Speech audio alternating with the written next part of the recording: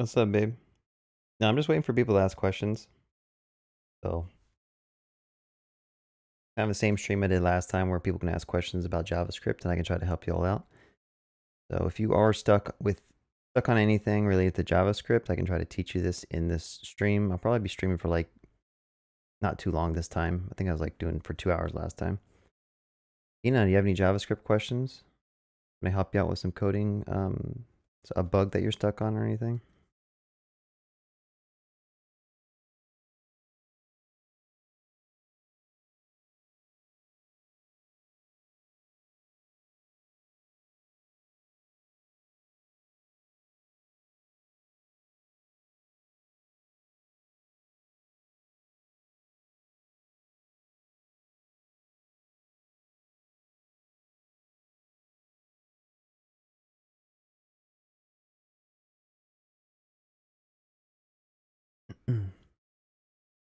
Maybe we should just build something for right now.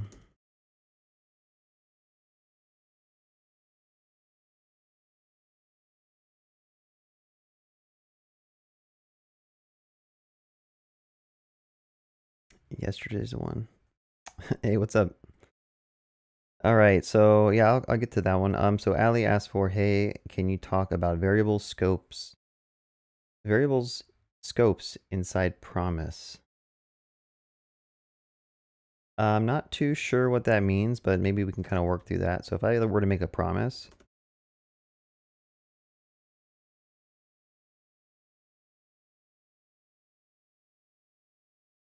just print something out here.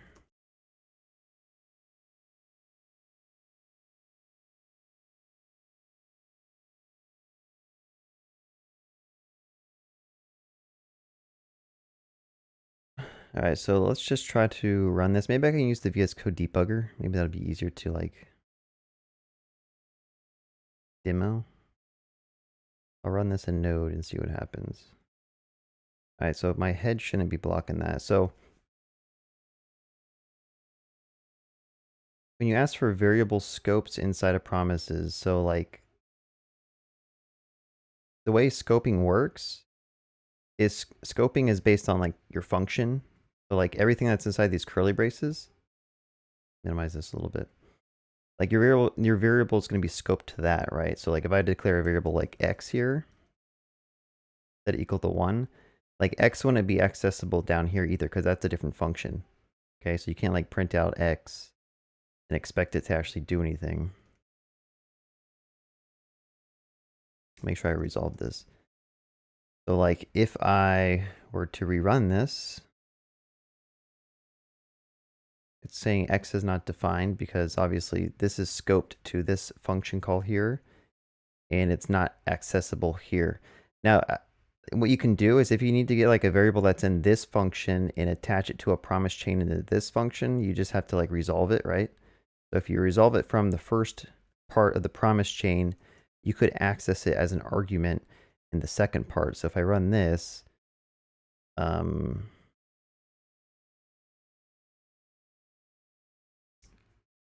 if I run the wrong file, hold up.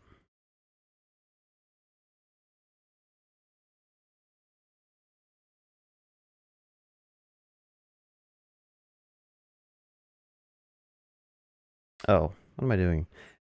So yeah, I deleted x on accident, so let's do x if equal to like 5. And now if I run that again, you'll notice that it should hopefully print out this time. There we go. So I don't know if that answers your question about variables scopes inside of promises, but you can ask it again if I didn't. So Akash, I don't have like your code, so I'm not sure how to actually answer that question. I guess you're asking about like how do I do React Router? How could I do like a redirect link in React Router? I guess let me know if you're talking about React or if you're talking about like your JavaScript questions about the if statement. So like I think you did ask one that was more specific to JavaScript, which I probably wouldn't answer in this stream because it's JavaScript. You asked about like an if statement, right? So you kind of have to know a lot about Boolean logic. So let's say you have a Boolean that says like is raining, and that's equal to true. You're asking like in your if statement, why did you not need to do this to make it like print out something or to execute that logic? So if I were to run this, like you should be convinced that this is going to work, right? Because is raining is true. But the way JavaScript works is that whatever expression is inside of your like if statement block, if the Boolean evaluates to true, then the whole block is going to be executed. So I could just remove true because is raining is already truthy. If I run this, we get the exact same outcome because is raining already is true, right? And what this allows us to do is you can like start attaching like other things. So let me just make this false. So if it's raining and it's hot outside, maybe you want to print out a message that says like stay inside. Otherwise, it won't print anything because maybe you want to go out in the rain or something.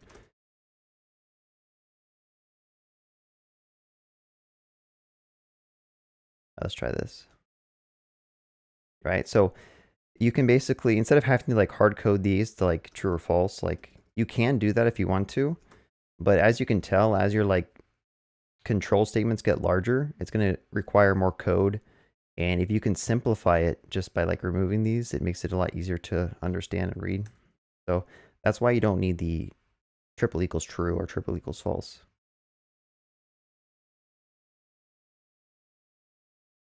All right, so there are 10 people in the stream. If there's any questions that you have related to JavaScript, like let's say you're stuck on promises or async await, or just understanding variables or something, like feel free to leave a comment in the chat and I can try to address it, kind of talk about it. But if not, I could try to, in the meantime, maybe I should just make a React app to help him with this question. Yeah, so Akash was asking me something about React. And until I get another question about JavaScript, I might just do that real quick. So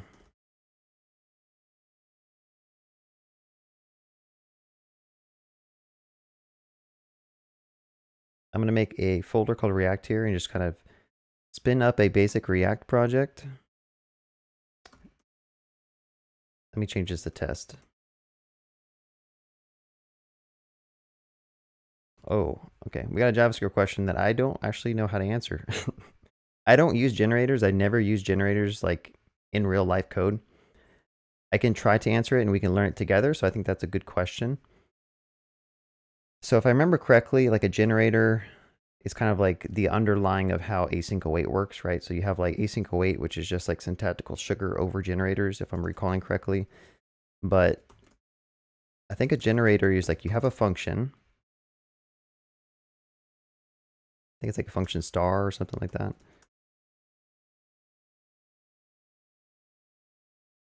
Yeah, I think the star comes afterwards. And there's like ways that you can pretty much kind of do async await with like yielding.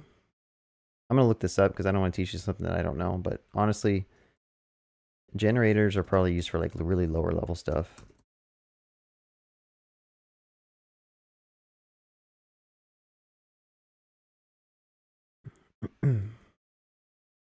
Right, so you make a generator function using like this star thing after the function keyword. And I don't think you can do it with fat arrows. Like I don't think you can do this star. I think you have to use the function keyword, which is interesting to remember. But once you have this, you can do things inside of it, like yielding different values. So I could do like yield 5, 4, oops, 3, 2, 1. And I think what you can do is basically create a generator. So my generator, my function generator, by just calling it. Like you call your function, and then you can basically keep calling it to get the next step of this, right? So it's only going to run this step, and then it's going to like pause.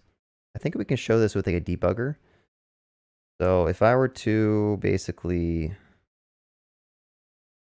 let's see, I could do like a console log my generator function dot next.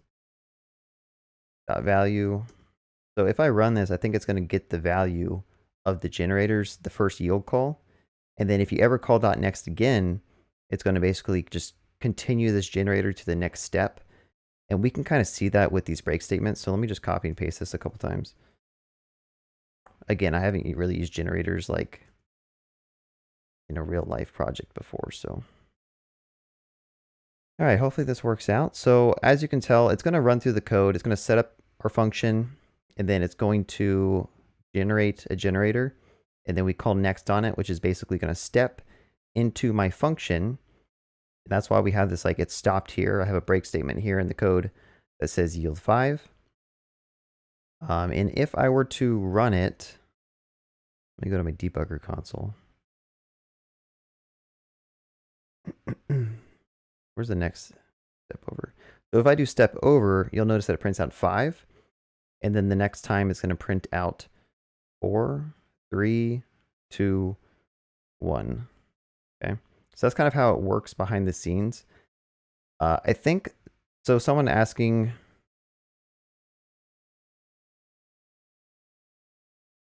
let's see, Veli?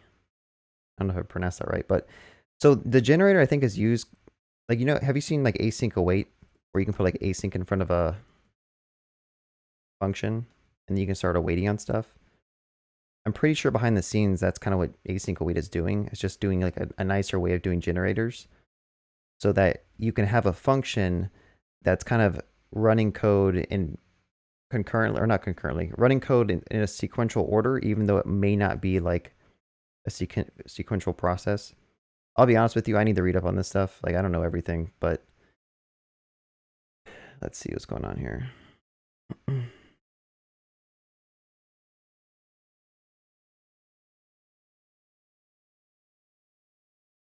I think there are some like small use cases for it if you need to use it, but I haven't used it in any like real life applications. I think it's if like you're doing lower level like frameworks or libraries, you might need it. So since I don't really know and I can't answer these questions, does anyone have any questions that I might be able to answer? It's interesting to know about generators, I think, but I don't think they really are that useful unless you're doing something more advanced. But you know, let's just Google it.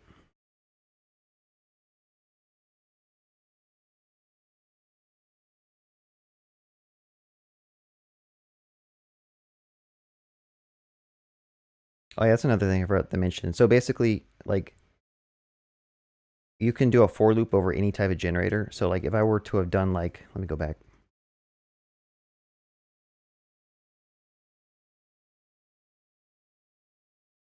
So if I were to have done a for loop over this, I think this is how you do it.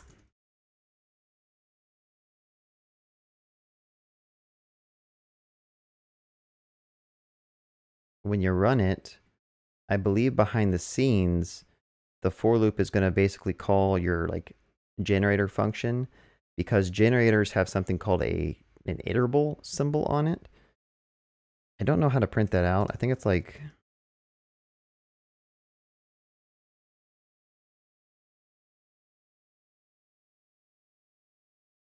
I don't even know how to get symbols off of objects. Like this.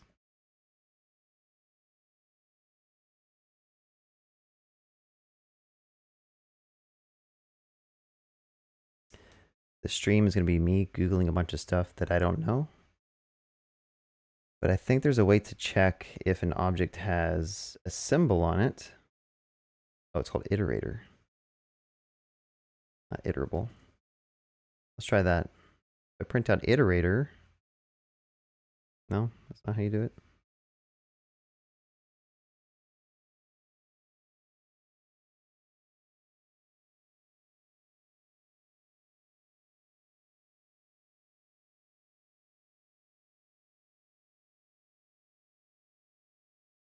I think that's how you do it. Right, so there's this other like concept behind the scenes with JavaScript. They're like symbols. And I think those are just kind of like unique keys that you can attach to properties that JavaScript kind of inspects to do different things. So if you have an object that has like an iterator symbol attached to it, then you can use it in for loops, and you can use it in like for each loops and stuff like that, I believe. Maybe it's just for loops. But basically, when you write this code, JavaScript's going to look at this and say, hey, does this have an iterator symbol on it? And if it does, it's going to start calling like the next function call on it to get the values. So that's why this will work, or that's why this for loop will iterate over your generator and basically print out all the numbers that it's yielding inside of it.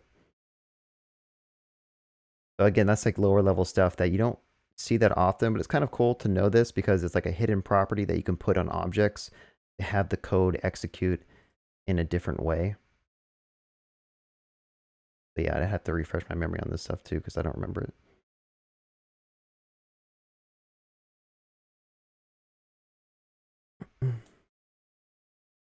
What's up, Splart? Yeah, no problem. I'm glad my videos help you out. I'll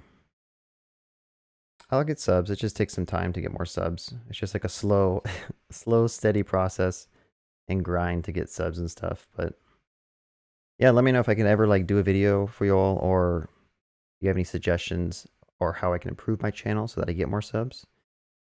So this, I think it's Min. I'm so bad at pronouncing names.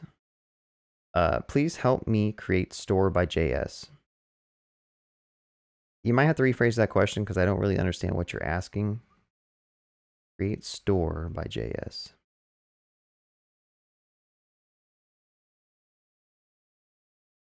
Yeah, I don't know.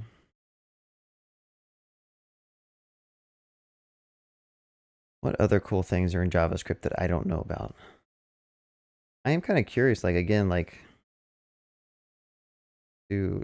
does async await use generators behind the scenes?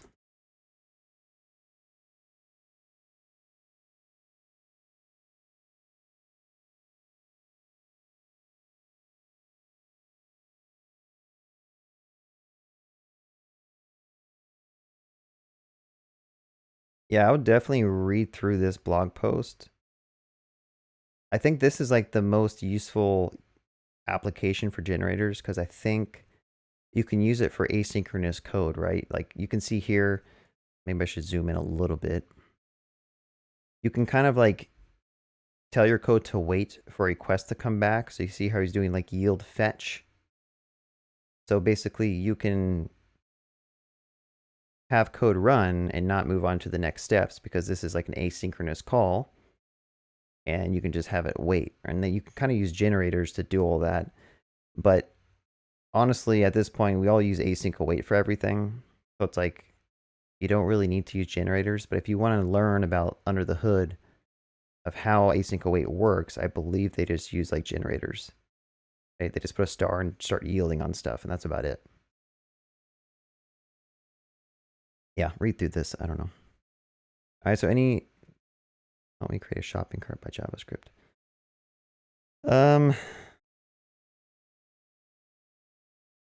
I mean, yeah, if no one else has any more questions about like actual JavaScript, like the language,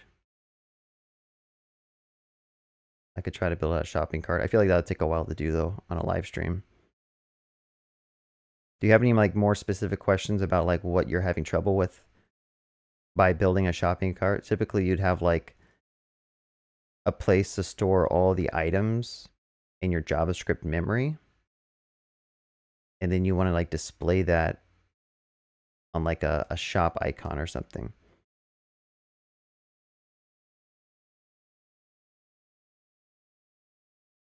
Let's see if I can go back to that if statement question.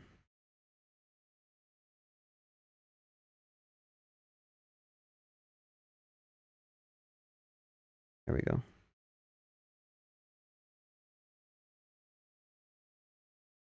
All right, so Akash is asking, is hot outside is false, so it won't execute the if block. Instead, it will go to the else. That is correct. So one thing I like to do, I mean, if you're kind of learning JavaScript and stuff, and you have the ability to just use a debugger, just use the debugger and step through the code. That's like the easiest way to learn. So when you get to this if statement, you can actually hover over these and says, okay, is raining is true, is hot outside is false. So if you know about Boolean logic, whenever you do like true and false, this is going to basically be reduced down to false, right? So this is like the ampersand, the double ampersand, that's doing a logical and. So the only way to get the right side of this to be true for the ampersand is that both of the values have to be true, right? So you'd have to be true and true. But if anything is false here, then it's going to be false. So as you step through, oh, he retracted the message. But anyway, as you step through, you can kind of hover over and in your head be like, okay, I'm doing a true and false. So that means this will not run, which means that the else statement is going to be taken. So I can kind of step through this. And I think adding all those lines really messed everything up. So don't add lines in your debugger when you're trying to debug something. So let me try it again. Step through and you'll see that it goes to the else statement here. And that's why it prints out let's go outside anyway.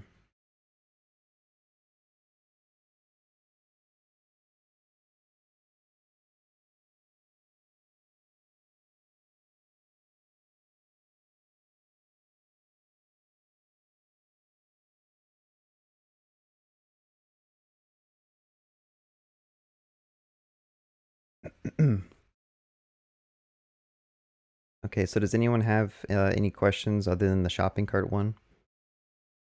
I mean, we can try to build that.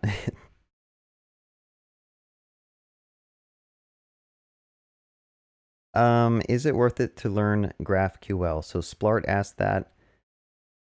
I would say it probably is worth it to understand how it works and to like have a high level overview of how you might want to use it. But I haven't actually worked on a product that has paid me to use GraphQL. Okay, I think it's still a newer technology that a lot of people are slowly adopting.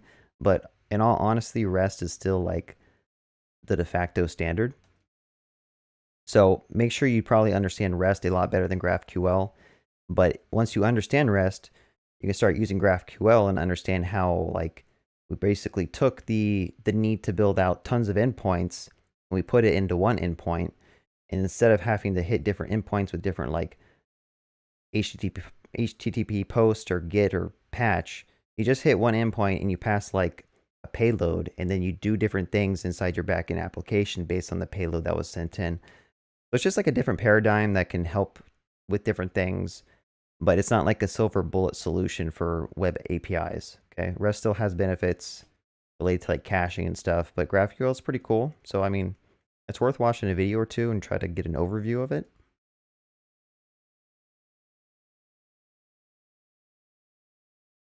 Hopefully that answers your question, Splart. Okay, so Akash asked, can you show me the use of a ternary operator which can switch from the component? All right, since I know you're asking like a specific React question, let's just build out a quick React project.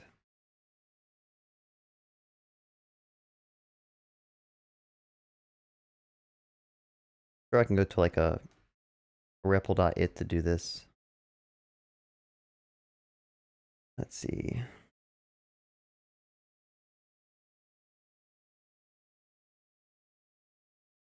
Did I not, did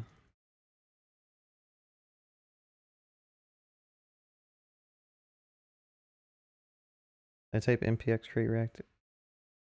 Why is it not, oh. So I'm just trying to set up a really quick React application. I could probably find like an actual, let's do this. Code, sandbox. It'll be a race to see which one finishes first. So this is a cool site as well. There's like codesandbox.io.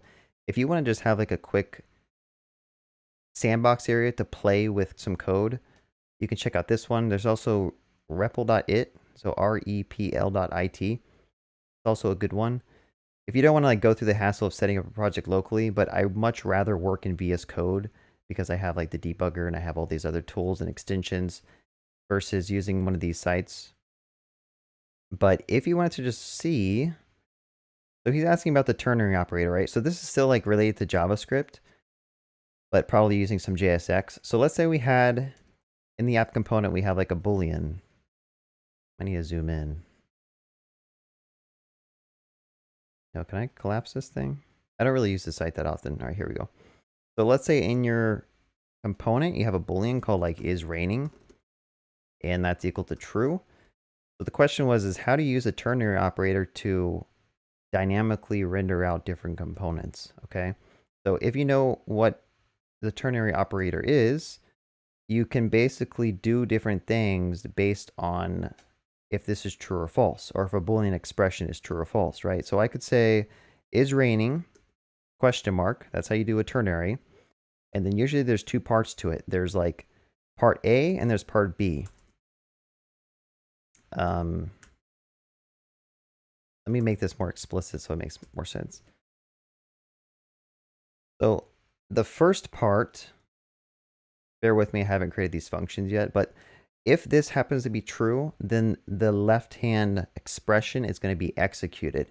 Otherwise, it's going to run the right-hand side. Okay, so this is very similar to like an if-else block, but it's a shorthand form, right? This is the exact same as saying if is raining, and then else we can do this. I'm assuming you know what the ternary is. You just want to see it done in React, but I just want to kind of talk about this. So these two are kind of equivalent. They do the exact same thing, but you can see that this is a lot more code. So sometimes it's easier to just use a ternary operator if it's something short and concise. But just be careful. Don't do too much logic in this because it can get really hard to understand. So sometimes using an if statement is a better approach.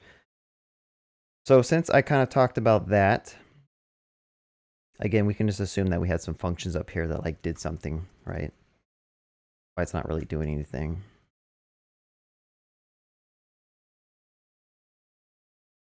All right, so if we had functions, those would be executed. But what you're trying to ask, though, is how do I do this in React to dynamically render out components?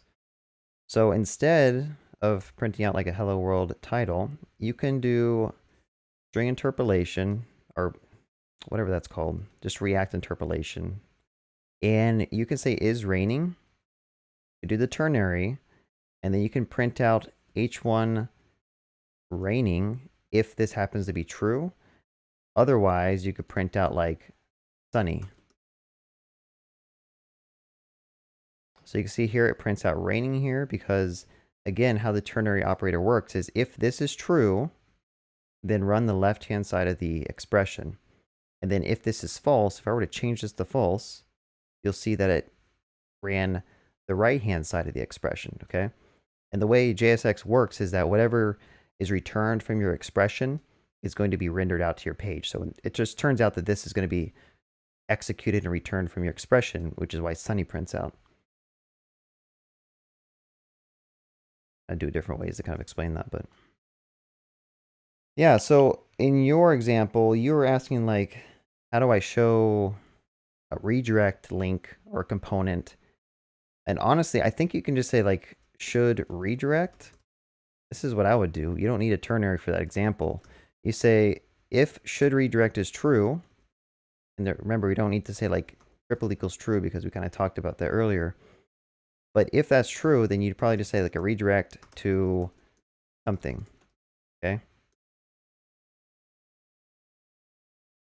That's kind of what I would do. So later on in your like state, you have like a button, you click it, it's going to make a request to a backend, it's going to get back some data, and then in your .then of your promise chain, just set this to true, right? You're going to have like a state variable here.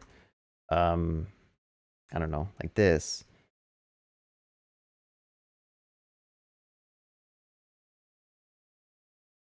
Right? So somewhere along the line, you're going to be like, call this set to true. And then when you do that,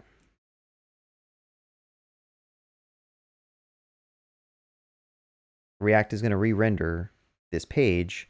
It's going to actually put that redirect element into the page, and then your whole router is going to route to a different page, okay? All right, I'm going to close this because this isn't a React stream, but I figured I would just help you out real quick with that. So hopefully that helps you out. Let's see.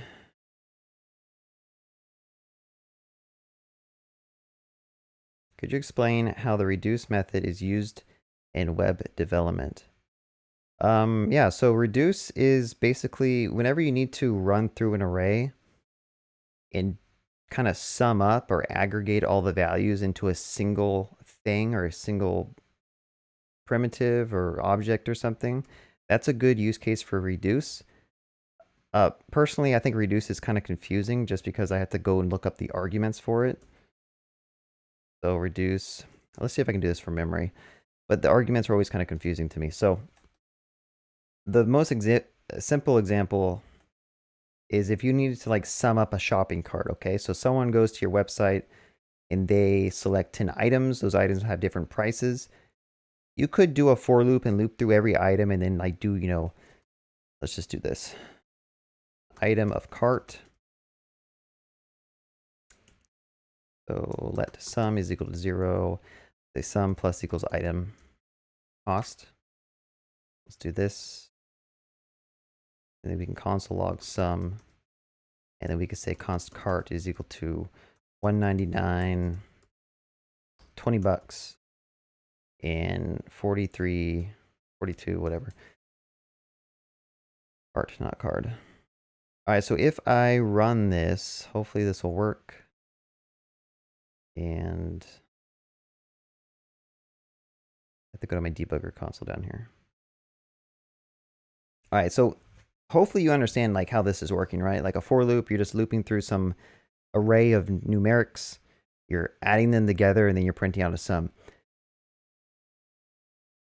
There is, like, you can use like the reduce function. So instead of having to do all this stuff, instead what you could do is basically call reduce on cart, and you can give it a callback function. So basically any type of function that takes in some arguments. So let's give it a callback function, and inside that callback function, you take the first parameter is going to be your running sum, I guess, or your current sum.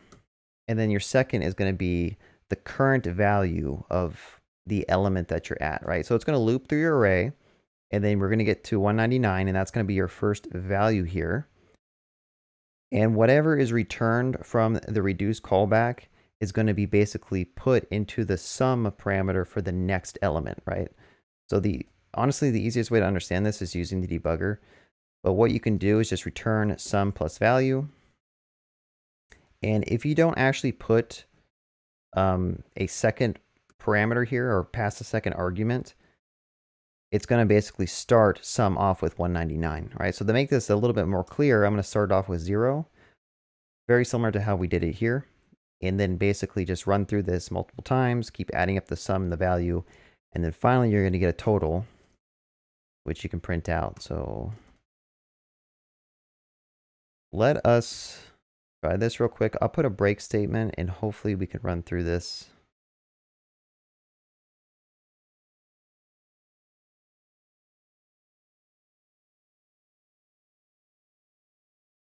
Cart is not defined. Oh, I can't get rid of cart.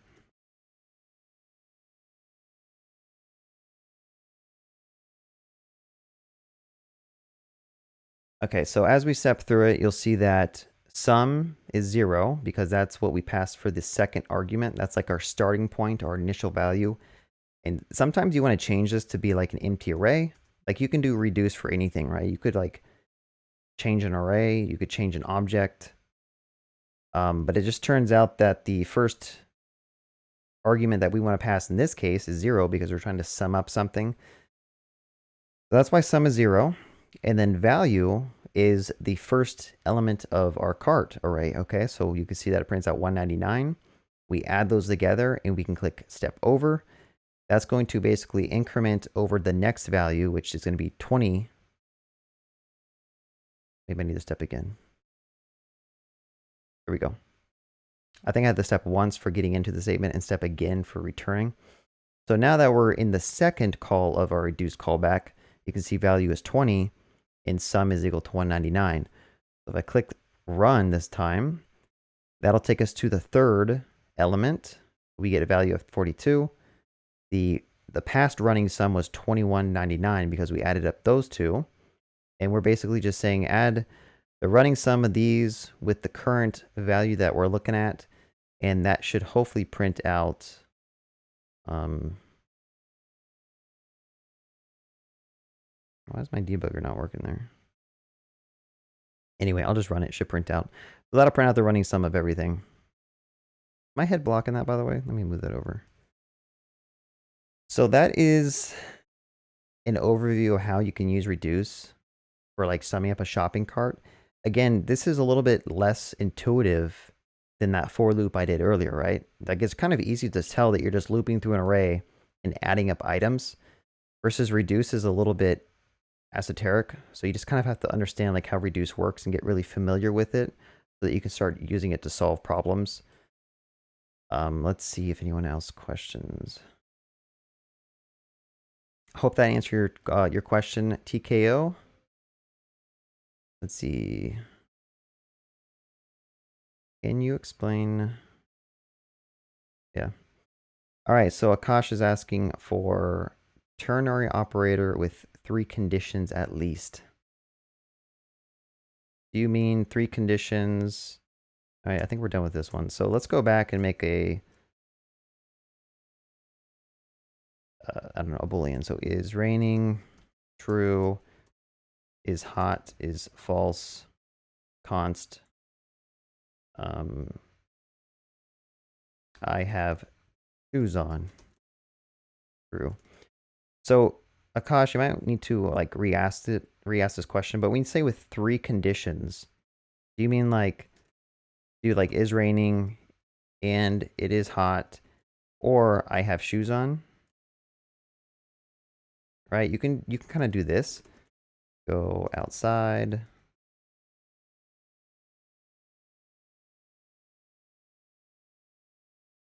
Okay, so again, this is like a ternary operator, which I believe you should kind of wrap these. What I would do instead, sometimes the ternary cannot work the way you expect it to.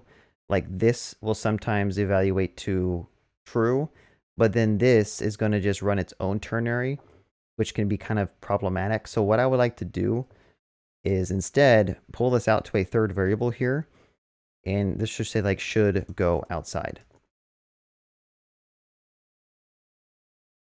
All right, so this issue has bitten me in the butt a lot of times, like because the ternary is gonna like the way JavaScript executes code. There's like different orders of operations. So sometimes this might have higher precedence and run first, and then this will run, and then it's gonna try to like do an OR between a string or a console log and your Boolean logic, which just doesn't make sense. So I would always just, if you have some complex Boolean expression here, pull it out to a variable that's kind of descriptive, and then run your ternary operator like that. So hopefully when I run that, it'll like actually tell me to go outside or something. And if I don't have my shoes on and it's hot outside, let's see. Yeah. I know it's kind of blocking all my code. Let me do that. Okay, so I don't know. Let me know if that answered your question, Akash. But I've seen people like nest ternaries, like where they do like a ternary and then inside here they have like another ternary that's doing some other stuff. If you have code that looks like that, I would highly recommend that you refactor it, because that is really unclean code and it's really hard to like manage. The more you like nest things and if statements, the more you like your code just becomes way complex, and you should try to figure out a way to like restructure it so that it's easier to understand. I would never nest 2 like ternary statements together.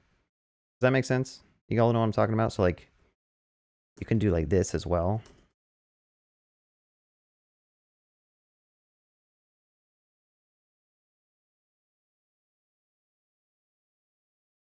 I've seen this in code and it's not pretty. Like you can have one ternary that'll execute this when this is true, and then this ternary is going to execute either this or this. I would totally just write this with if statements. Like it's just over complex. All right, let's move on to some more questions. I suppose Redux makes use of a closure to keep track of the sum.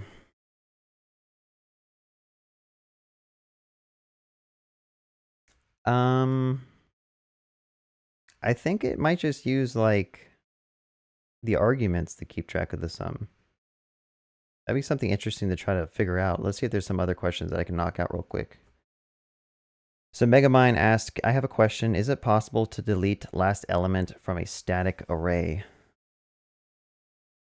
It is possible. When you say static array, I guess you mean like, let's go back to that cart example where we have like 3 items in a cart. So if you want to delete the last item, there is a method called like, I think pop. Okay, so like if I were to console log cart here and console log it here, and go ahead and run this with a debugger. So when it first prints out cart, we have 3 items. I think when you call pop, it'll remove the last item, and you run it again, and you just removed a 3 from that array. Okay. So to answer your question, yes, it's possible to delete the last element from a static array. I'm not sure what you mean by a static array. But here's an array, and I just removed the last element. You can also use, I think it's called slice. So another way you can do it, instead of using cart.pop, you can do cart.slice, or is it splice? I think it's splice. And you want to basically, for the 2 arguments you pass to this, you pass the starting index, which would be index 0, 1, 2. So this is the index 2 of this array. And then you pass the length of what you want to splice out, right? So it could do like 1. I think technically I could just leave this off and it'll still do the same thing. So I think if I run this, step over, that's going to do the same thing. It removes the last element. In this second argument, the length of how many items you want to splice off is optional, I believe. So I think if I run this again, we get, okay, it's not optional. You need that. So in this case, you do need the second argument. So yeah.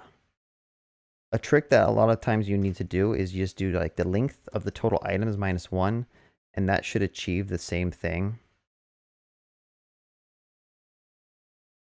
What's going on here?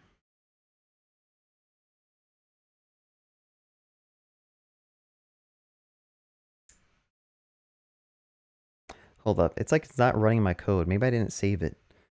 Let me try to rerun this real quick.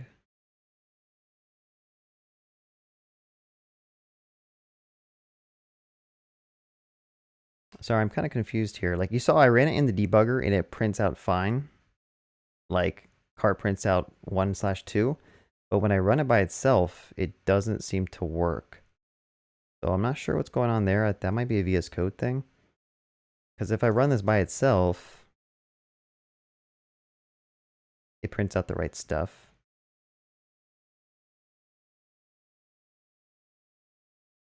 Okay, so anyway, let me try that optional argument. I think you don't need that. Yeah, you don't need to put the slash, the comma 1, because that'll just kind of remove everything after that. That's strange that the debugger was not actually like printing out the right stuff, so maybe it was just hiding it. Sorry, y'all, I'm kind of like getting distracted with this. I don't know. Anyway, let's look at some more questions. So that was the question about deleting the last element. Is reduce better to calculate sum than that for loop? Better. I think reduce is better when you're really familiar with it, but if you're a beginner, you don't really understand reduce because it has like a lot of different arguments you have to pass in, and then like you have to remember that like your callback function needs an accumulator for your first parameter and the current element as your second parameter. It can be kind of confusing, but I would definitely do a reduce if you're really familiar with it. But if you're a beginner, I'd just stick with the for loop and sum it up that way. That's just my opinion on it though. In terms of speed though, I think a for loop might be faster because the reduce function has to call a callback function at every single element versus the for loop.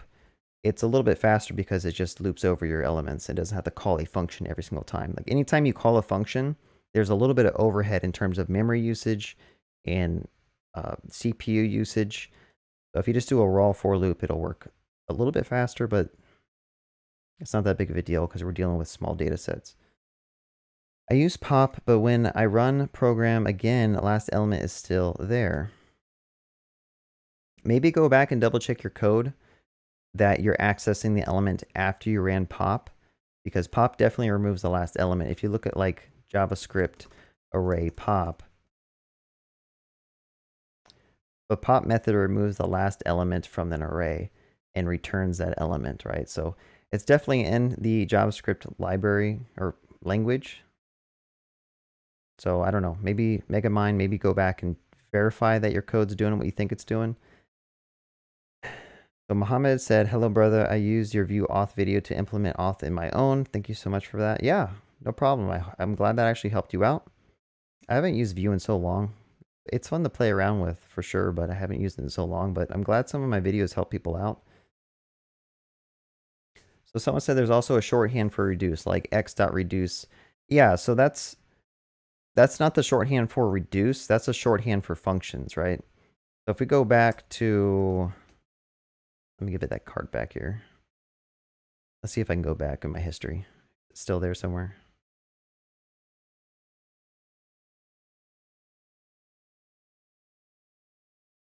Bear with me. Just gotta go back. At this point, it might have been faster to type it out. All right, so going back to that reduce example.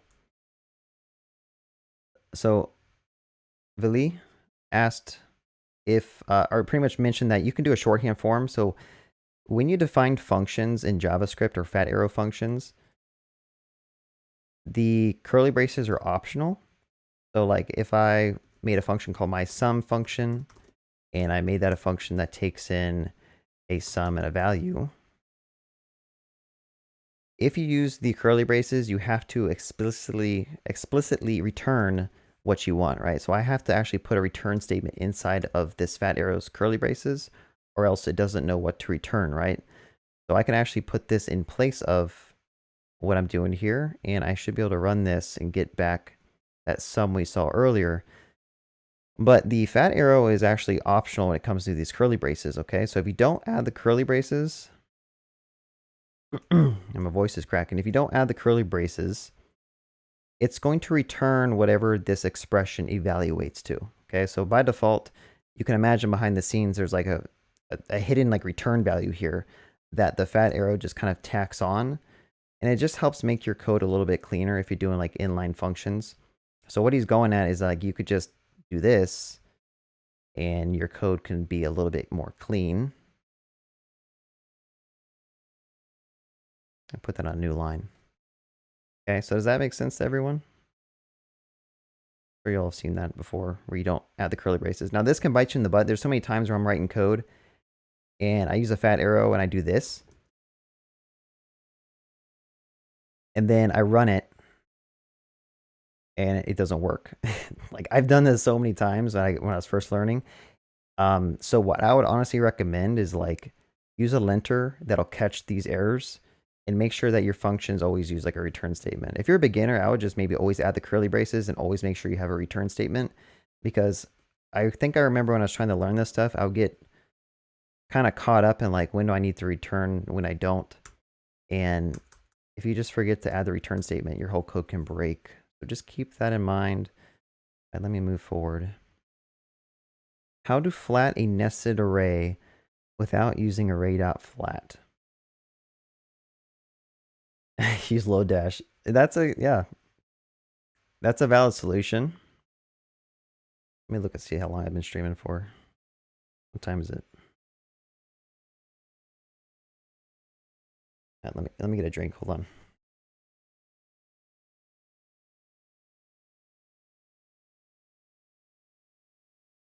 Yeah, but Splart makes a really good point. Like every project I've worked on, I've brought in lodash. Like lodash is one of those tools or libraries that you have to basically use if you want to keep your code concise, because when you start doing a lot of stuff in JavaScript, you realize that there's a lot of functions that are missing from the JavaScript language, and using lodash just helps everything become a lot more concise. So definitely check out lodash. I will answer your question though. I want to see if there's any like low-hanging fruit we can answer real quick. How to become a web developer. So Val asked how to become a web developer, and honestly, you have to learn how to build websites. So that's your first step. Make sure you can build a website with HTML, CSS, and JavaScript. And And then if you can become proficient at doing that, then that's when you can probably start looking for a web developer job. And as you're looking for a job, just keep on learning and learning and learning as much as you can, because the more you know, the more valuable you're going to be to a company. My entire project has 5 to 6 ternary. Oh gosh. Man, Akash, yeah, some of the code you sent me for your project, I was looking at it, I'm like, dude, this code is messy, but everyone has their own preference of how to write stuff, but to have 5 to 6 ternary operators nested, I would probably lose my mind if I was on that project. Like he says, like everywhere I see ternary, but now I got it, how it works. It's way too complex in my code base, but still learning. Yeah, like I've never seen 5 to 6 nested ternary operators on a project. That's insane. But I'm surprised it's gotten to that point. Flart, I was wondering in Vanilla.js. Yeah, I'm going to try to address that. What IDE do you use? This is VS Code over here. I'm just using like an extension called Purple. I think it's called Shades of Purple, which makes the colors a little bit different.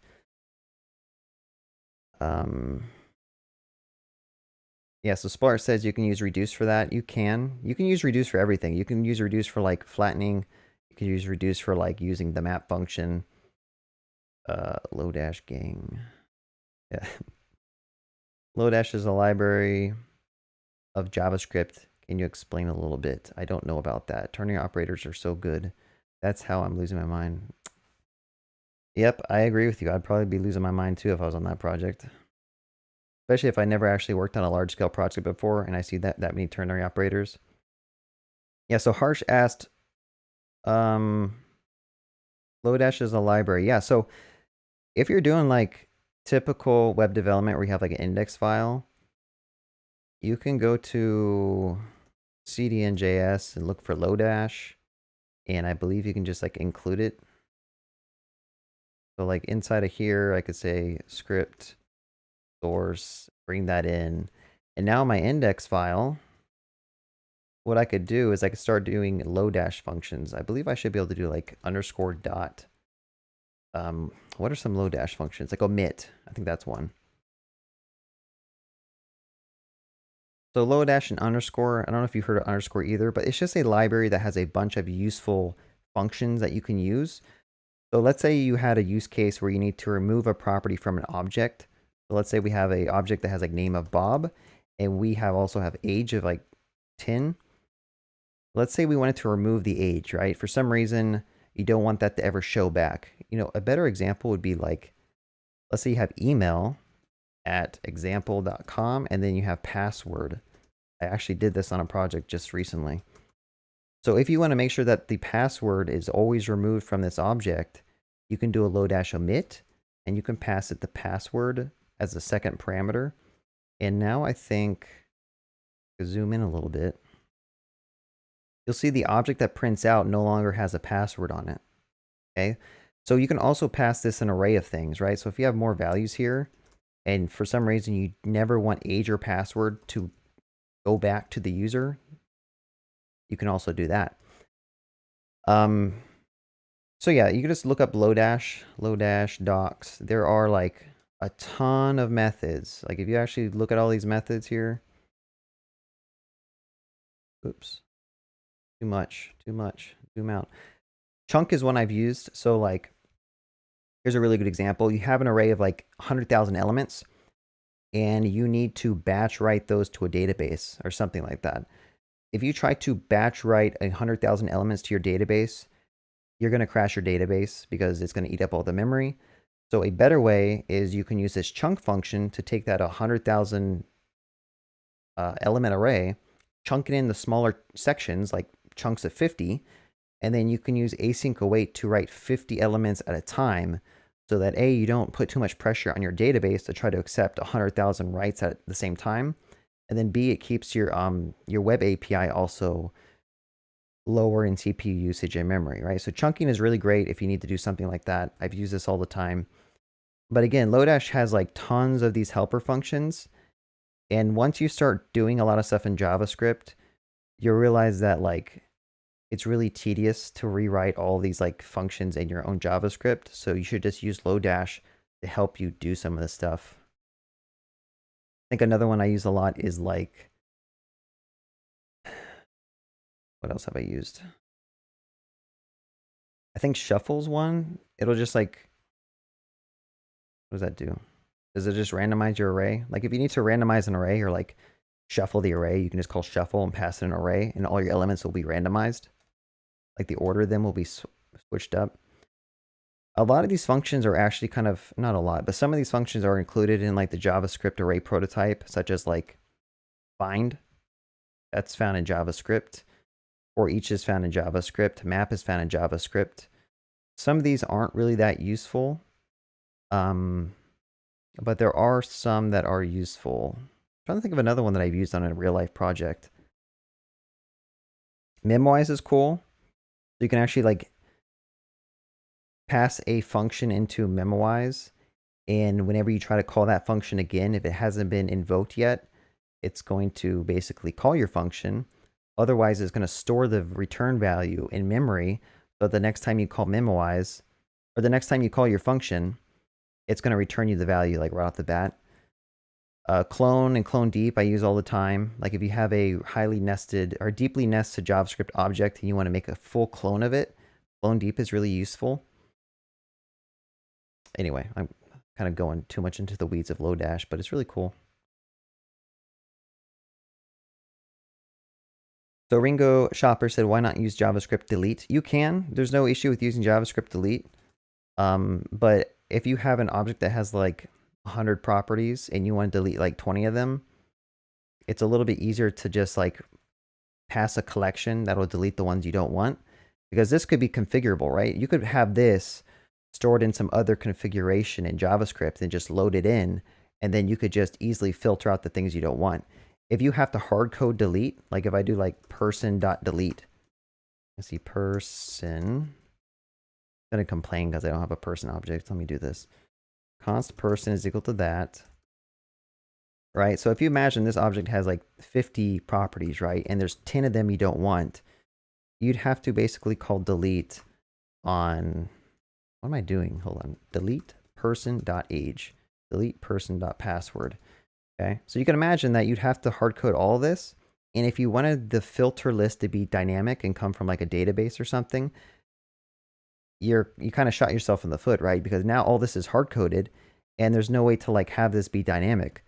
I guess you could do like a for loop and do like let key of filter list. And then for each one, you could just do delete the person of key.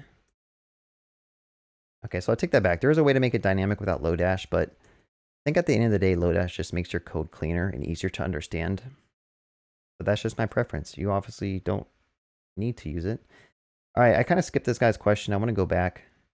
Sandeep Krishna asked, how do you flat a nested array without using array.flat?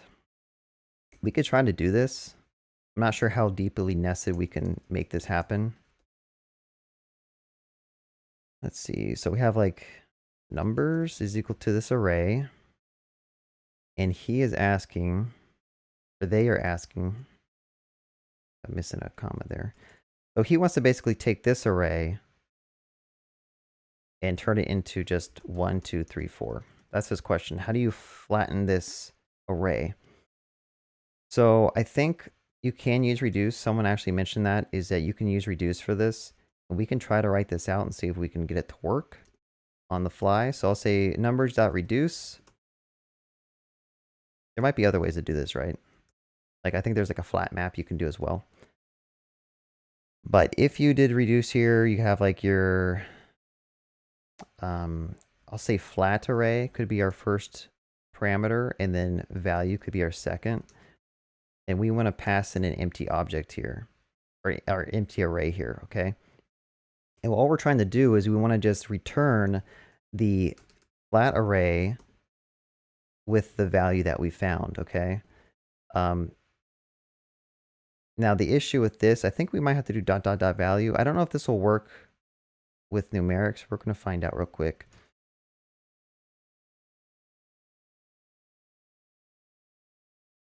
I think I might need to do like a ternary to say if it is an array, then do something, but bear with me. I'm just kind of testing out some stuff. So value is not iterable. Yeah, so you can't do ... on value because some of these are not arrays. So I think what you need to do instead is say like array.isArray, pass it value, and if it is a value that is an array type, you can do a ... on it. Otherwise, you can do... Again, this is why I don't like using ternaries, because your code just becomes crazy. So I'll just say like new value is equal to that. And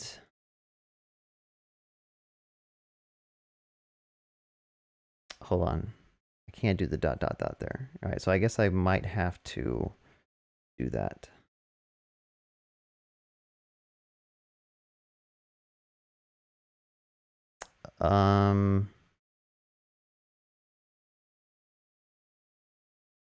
You know what? I'm making this too complex. Let's just try this. I'm gonna say if array.isArray of value. So if the value is an array, otherwise we're gonna do something else. So if the value is an array, we need to return the flat array concatenated with the value. Otherwise, we return the flat array concatenated with the value without the ... Let's try this. I think I was kind of going down a bad path that made the code... That's why I don't like using ternaries. I was making like a bad path of code and it's kind of confusing, but someone else could probably give me a better example. So you see here, we basically took the array, and anytime we found a nested array, we just did a splat operator on it and made it like flat. Again, there's probably 100 different ways you can do this, and someone probably has a better, more efficient preference. But that is basically how you can do it with reduce. And then you have the issue with if this is a deeply nested array, like you have arrays nested inside of arrays, you probably need to like use some type of recursion to flatten it even more. So like I think I might have to do that maybe. Do not access flat before it is initialized. Awesome. So I think what I would have to do is pull all this out to a flatten object, or a flatten function that's going to basically return the reduce of that. And then we can say, call flatten here, flatten numbers. Sorry, I'm not really explaining what I'm doing right here. So if this doesn't work, I'm going to move on to another question. But yeah, I just did like a infinitely. But at some point, you're going to have to do some type of recursion to like keep on calling flatten if you found a value that happens to be an array. Yeah. Sorry about that. I could spend more time trying to figure this out, but I think you get the point. We just showed you how to flatten at least an array that doesn't have deeply nested other arrays.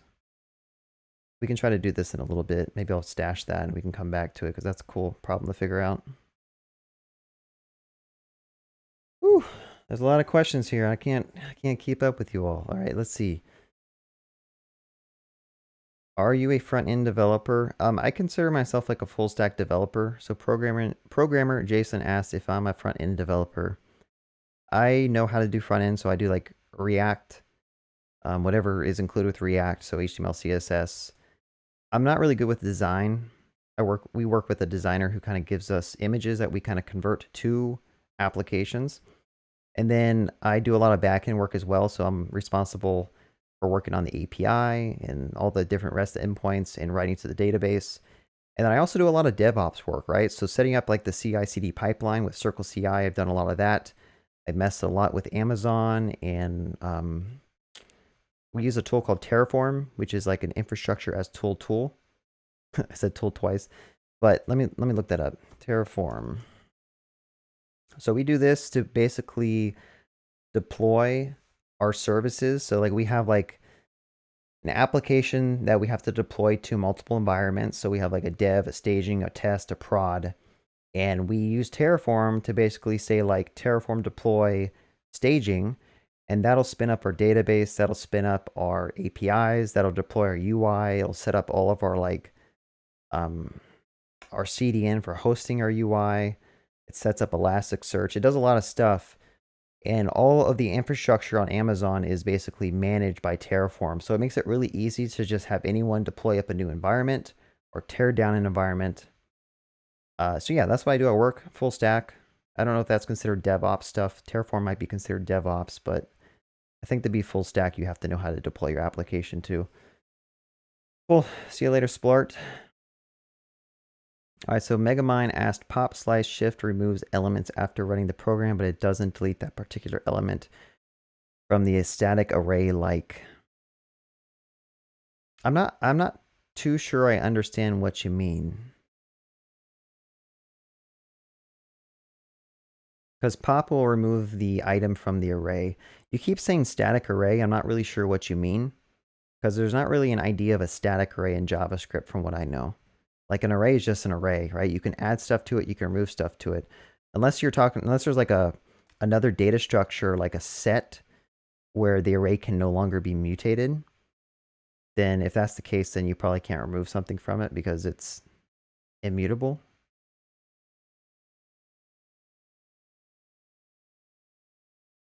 I don't know how to pronounce your name. Ujawal? Ujawal? Hopefully I pronounced that correctly. What's up? Welcome to the stream. Let's see. Let's see what this person is doing. So Megamind is still having issues with this stuff.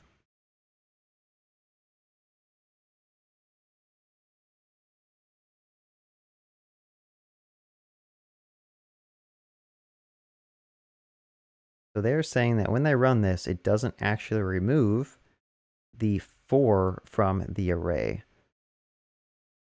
And I think in my head, like from what I recall, it should.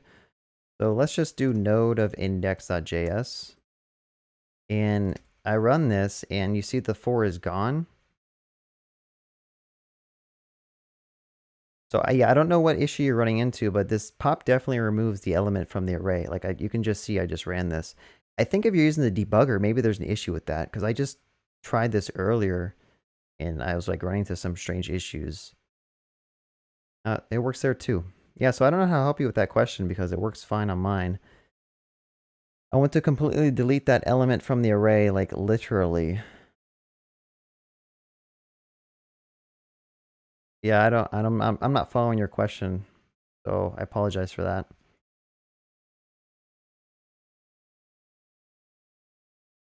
Let me zoom. What is Terraform? That's cool.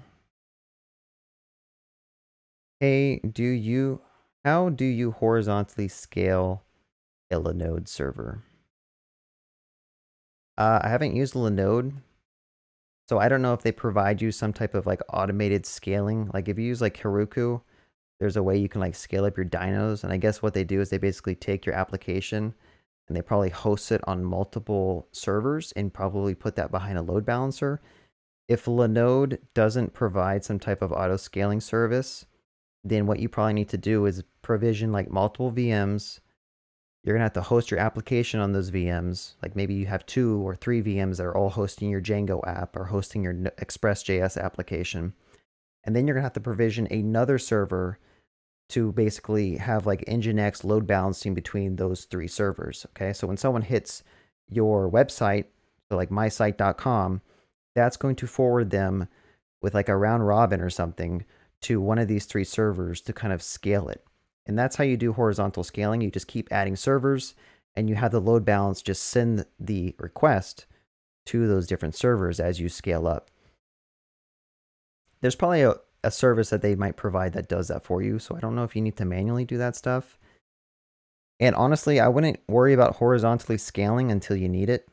Like if you just get a really big box with a lot of CPUs and memory, I'm pretty sure you can handle quite a lot of requests. Like,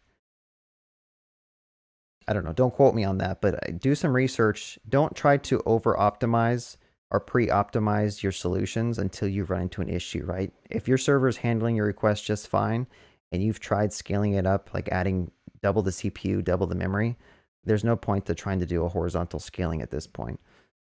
But that's a cool question. So Lucas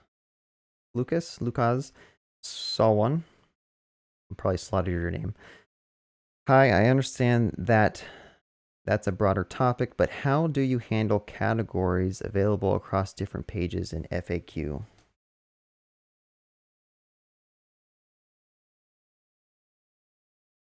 I don't know what that means, I'll be honest with you. If you could send me a link to what you're talking about, then I can maybe answer that question.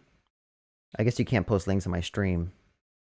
Categories available across different pages in FAQ. Yeah, I'm not really sure what that means.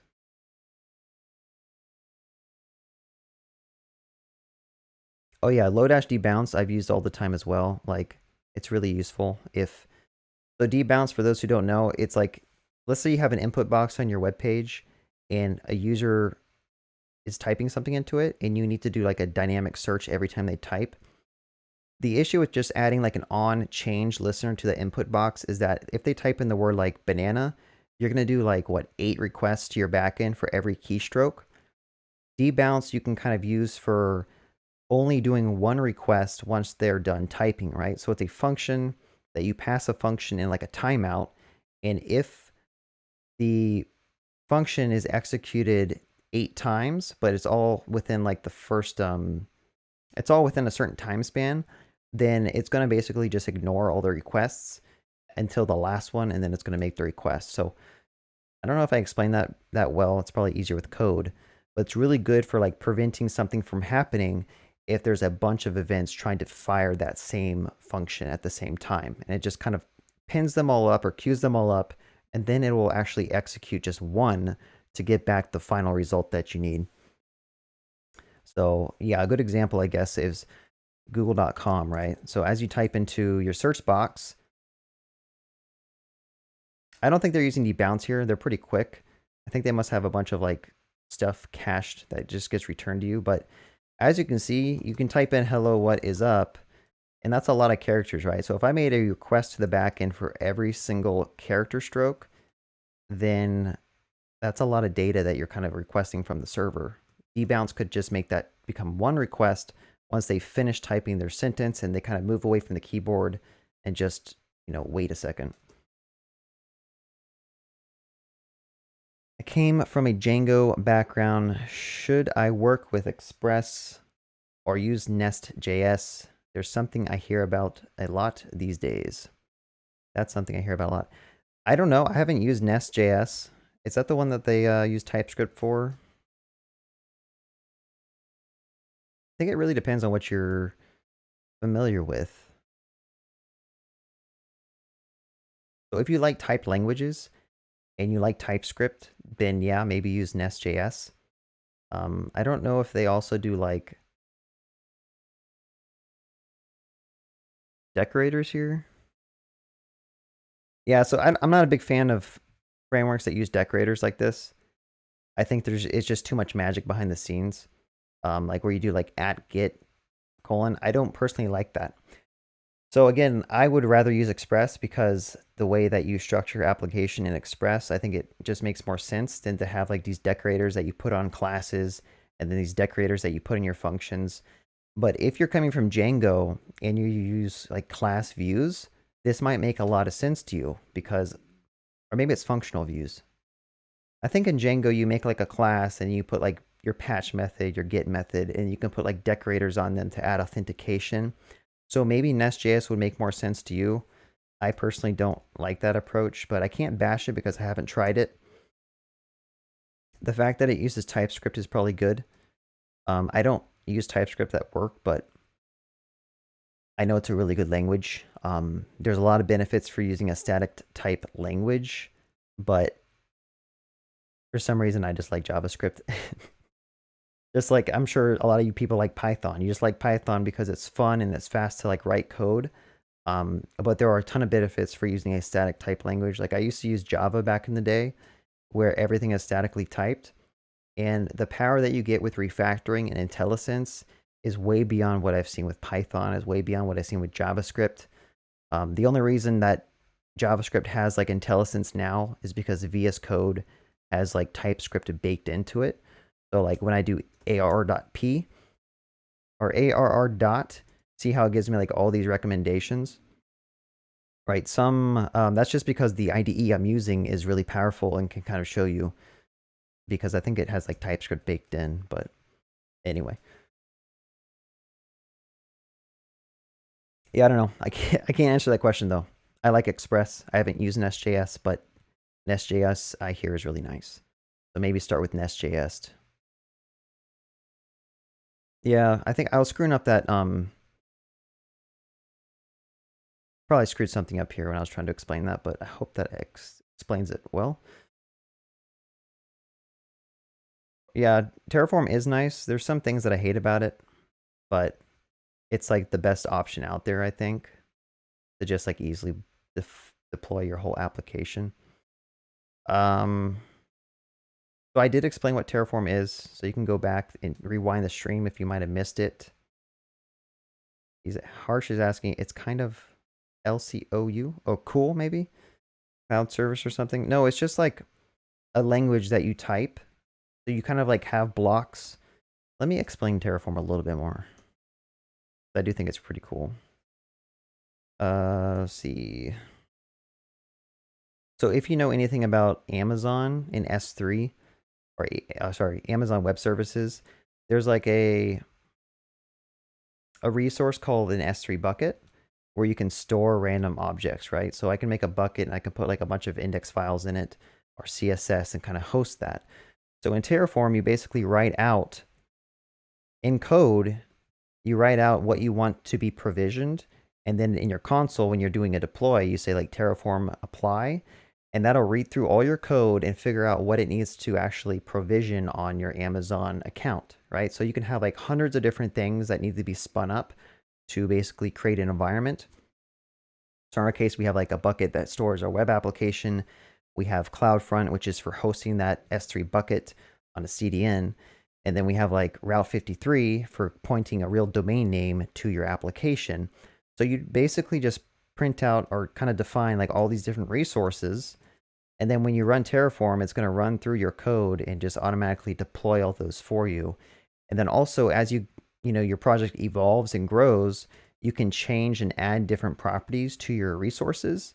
And Terraform does like a diff between what it thinks your current Amazon environment setup is and what you've changed, and then it'll just kind of go to those resources and add or remove different things, right? So if I like, as an example, if I ran Terraform with this, it'll create a bucket called my TF test bucket.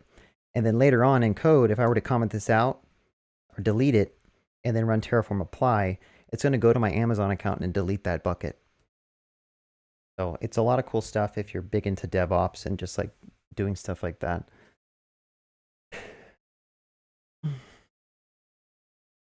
So Bob Smithy asked, what and how to use generators in JavaScript. I actually kind of talked about this at the start of the stream, so I'm not going to talk about it again. The short answer is I don't use generators ever in any of my real world like applications. So I don't recommend that you really invest too much time trying to learn them, but it is interesting to see how they work under the hood, I guess. So Argris, I am hosting on Heroku for my full stack project in eShop, but it has that sleep time. So after 30 minutes of no requests, the next request takes about 20 seconds. So what is a better hosting platform? I mean, you're looking for a free hosting platform, right? I don't know of any that will host your application. Like if you're using, I don't know if you're using like Django or something, but if you actually need like a running service, I don't know of any platforms that will like do that for you without costing money. So it's either pay some extra money to have them not take down your server, or go to DigitalOcean and get like a $5 VM and manually install your full stack application there. But yeah, if anyone knows of a free hosting service, be sure to paste it in the chat, because I don't really know of any.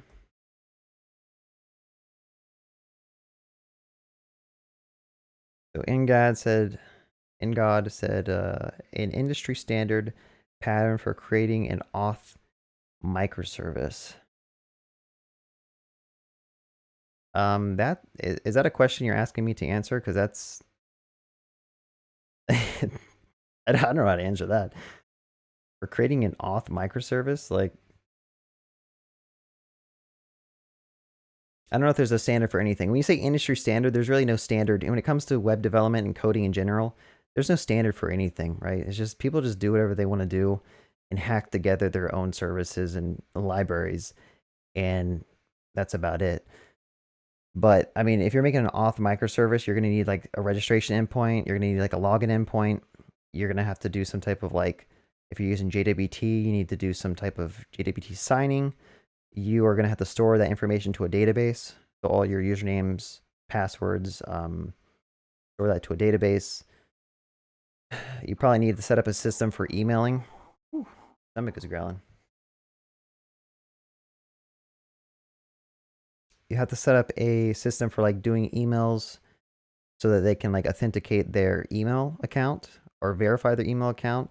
You're going to have to set up some type of way to send out password reset links. Yeah, I don't know if that answered your question, but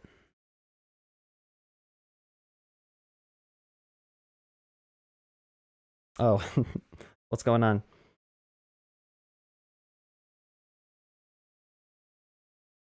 I just need to answer for interview. I just need answers for interview questions. I don't know if I have solutions for interview questions. You got to know your stuff to be able to pass an interview, to be honest. Yeah, I need to jump the gun and actually start using TypeScript. I just, for some reason, whenever I use TypeScript, I just feel like I'm slow. Like it slows me down. So then I end up just removing it and going back to JavaScript. But I just need to embrace it and really just use TypeScript because I know for a fact as your application gets larger and scales, like typed languages help you out a lot.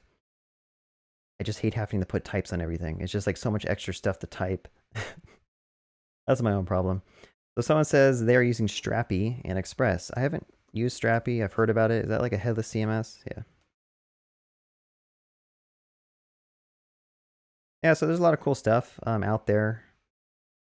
I personally, whenever I do my own side projects, I just host my own like server. Like I get a DigitalOcean box, install like Mongo or install Postgres, and then I just host my own stuff. But there's a lot of services out there that can really help you build applications that you can really utilize and really hit the ground running. Let's see. Okay, it's just Luke. My bad. So Luke says, let me elaborate on my question about categories like general 1, 2, 3, 4, 5. You go to 2, and alongside 2, on the side of the page, there are clickable 1, 3, 4, 5.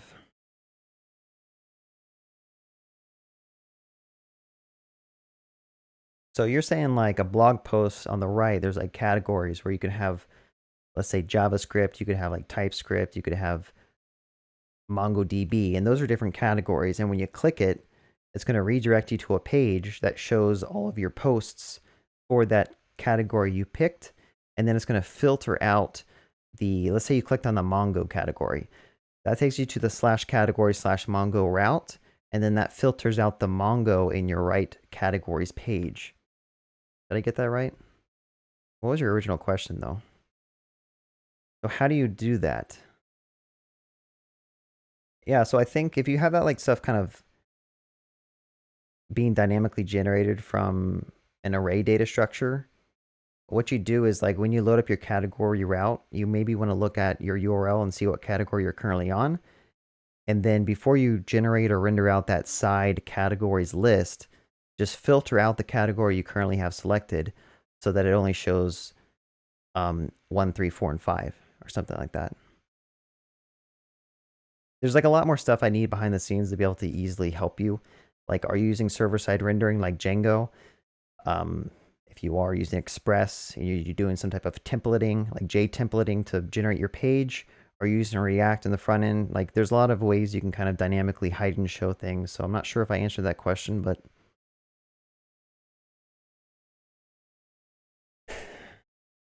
so Shannon said, I'm pretty much confused about open source contribution. Any tips? Yeah, so there's actually one open source project I've been helping out with. See if I can find it. You know Dennis Ivy? Let's see if I can find his thing. There we go. So Dennis Ivy is a YouTuber who has a project called Mumble that he kind of opened up. And I've been trying to contribute to this where I can. But if you want to contribute to open source, what you do is you go to the repo and you go to their issues and you look at all the issues and see if you can help fix any of them, right? What happens in open source is you have all these people come and make issues to say your application's broken or this has a bug or it would be cool if we had the feature that does this. But then no one actually usually comes and actually implements anything. They just report bugs and then expect the maintainer to fix it. So if you want to contribute to open source, find bugs, go through them and try to fix them. And then what you do is you make something called a pull request. So basically you make changes to a local fork that you made on your laptop. And then you basically create a pull request from your code base to the maintainer's repo. And then they can look at your changes and then they can kind of be like, this change is good, or this change isn't that great. It needs some modifications. They can leave comments on your pull request. Then you go and you make those changes for the maintainer. Maybe it's adding more tests, fixing some linting issues, fixing some styles. Maybe you implemented the wrong thing. So then you kind of go back and forth with the maintainers for who knows how long. Your PR could sit there for weeks, for months, depending on how active the maintainers are for the project. But then hopefully at some point, the maintainer is going to come along and merge that pull request into your code. And then your code is going to be actually added to, the main code base that everyone would basically be fetching when they do npm install. That is a high level overview of how you can help contribute to open source. There are hundreds of projects out there. Like you can go to any of the projects or libraries I mentioned, like Lodash. Let's say you want to see if you can help with the Lodash library. There's 131 issues here. So you look through it and you go through all the issues and see if there's something you can help out with. It's going to be a grueling process to figure out if this is actually something you can work on. You're going to make the fix, you'll make a PR, and then unfortunately your PR might just sit here forever. I've made pull requests to fix bugs on libraries that I use, and they sit there for 6 months, 8 months, for a full year. They never get merged, and then someone closes them. So I personally don't like contributing to open source unless it's like a project that I'm maintaining or I'm closely working with the maintainer on, because it's just, some projects can be really painful. There's another project I helped work on where I made a PR, and within that same day, the maintainer merged it because he liked what I added. So it's kind of like hit or miss. But from most of the things I've seen, like it just takes a lot of time to get your changes added in. I don't want to bash open source. Like the process is just kind of grueling sometimes if you want to actually get serious about it. All right.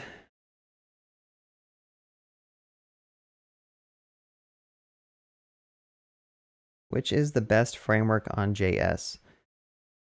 So that question is missing a lot of context. Are you talking about like your front end framework? Are you talking about like a Node.js API framework? There's not really a best. If anyone ever asks like what the best framework or library is, it's just preferences, right? Some people enjoy using Vue. Some people enjoy using Express. Some people you like Nest.js. Some people like React. It's really just a preference. So you kind of have to like look at it from an analytical perspective and say like, what framework has the most jobs available? Well, that's going to be React. What framework has the biggest ecosystem? That's probably going to be React. Although Vue is getting pretty big as well. Yeah, there's a lot of things you have to take into consideration of like, what do you want to learn? How big is a community is a big one, right? You don't want to work on a library that no one else is using, because when you run into bugs and issues, which I guarantee you will, if no one else out there has actually worked on this, you're going to be sitting there trying to solve bugs yourself. Versus if you have like a bug that's related to React, which is a huge open source community, then the chances of you finding a Stack Overflow post that helps you solve your bug is much higher than if you're using something esoteric such as like Svelte. Svelte's really cool. I'm not trying to bash on Svelte, but if you were to pick Svelte and React and you have a bug in Svelte, it might be a little bit harder to find a solution for your bug in Svelte than it is with React or something. So yeah, there's no That's kind of my answer for that one. What is the advanced topic in JS? What is the advanced topic? I guess like more advanced topics in JavaScript would be looking into proxies, symbols, generators. I don't know. I'm sure there's a lot of stuff that's more advanced in JavaScript. But honestly, if you just know like the basics of JavaScript, you can get a lot done. No, I don't know if I'm gonna live stream tomorrow. It'll be a surprise. So, so Akash, if you gotta drop, thanks for watching. But yeah, I don't know. I'll let you know. How can I get different between two dates? Don't convert dates in nano or milliseconds.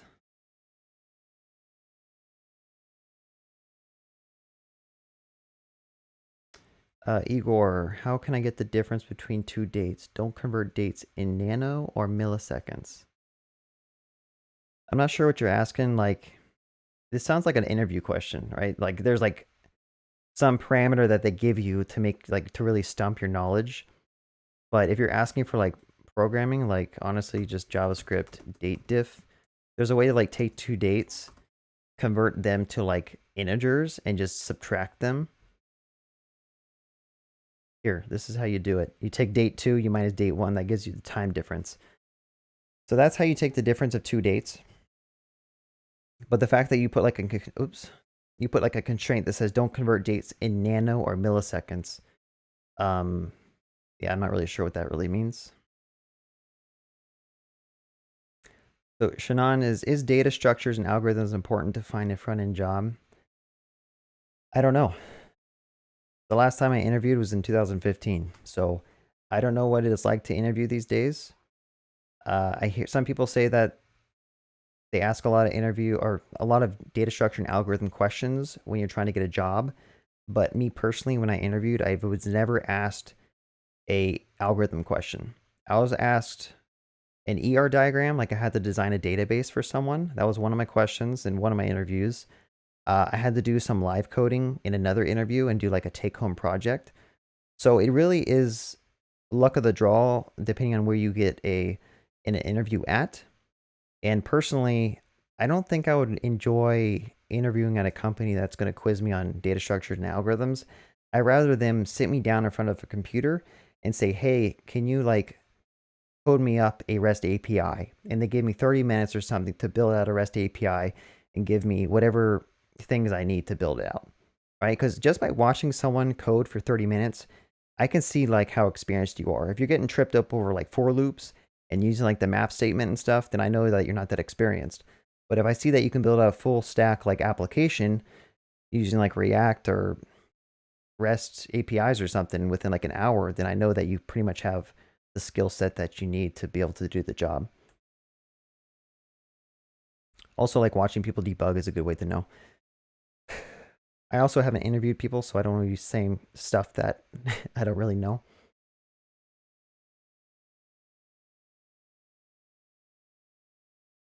So Zath says, could you please bring up some advanced React.js concepts? Any tips for master React.js and get really comfy with it, mate? Thank you, sir. I don't feel like I know advanced React.js stuff. I think I mentioned this in one of my videos. Like, if you look at the React docs, there's like so much stuff in here. And to be honest, most of this stuff you don't even need to read to be able to use React to build applications. Like, until your application gets really large, that's when you need to start worrying about like how does React render things under the hood, or like when does React re-render components. But other than that, it's like a lot of the advanced React stuff is not that important to know.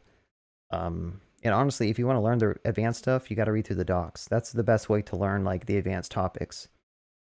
Some of the stuff like portals, I haven't really used a portal that much. I haven't really used portals. I think we used like once in our application. I need some water. How long have I been streaming for? An hour and 35 minutes. reconciliation. That sounds fancy. Again, I'll be honest with you. I don't know this stuff because you don't need it to build applications, right? There's like a small chance that you may need it if you're building out a very I don't know, unique type of web page or a web route, or you have a component that has to do something really different from everything else, then yeah, you might need to dive into this and understand advanced React topics, but I don't really know advanced React topics, I'll be honest with you. Tech Rally, what's up, my man? I'm just trying to answer some questions that people have. This has gone from JavaScript to just random Q&A at this point. People stopped asking JavaScript questions, I think, so. What made you better at logical thinking? So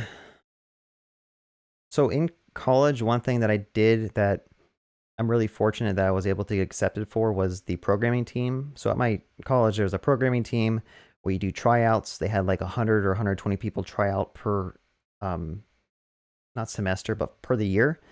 And they accept 15 people onto the team, right? So I managed to get onto the team.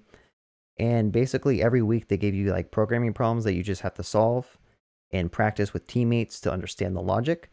And that is probably the best way to improve your logical thinking, is to practice these type of algorithm and data structure programming problems that you might find on like leak codes or something.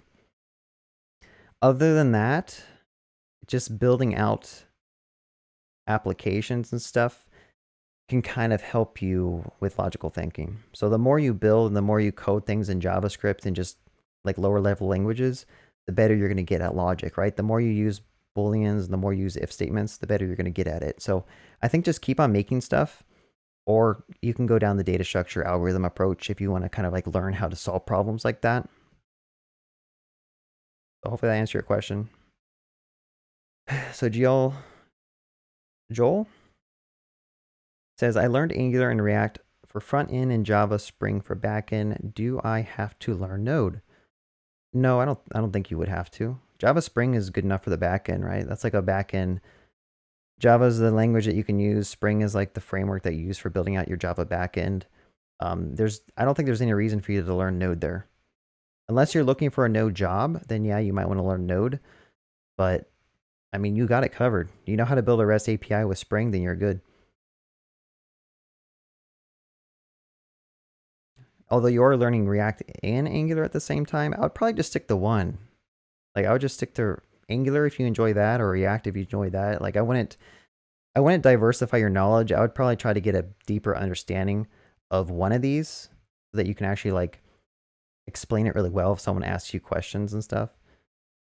And just build out a big application using like React and Spring, or just Angular and Spring or something.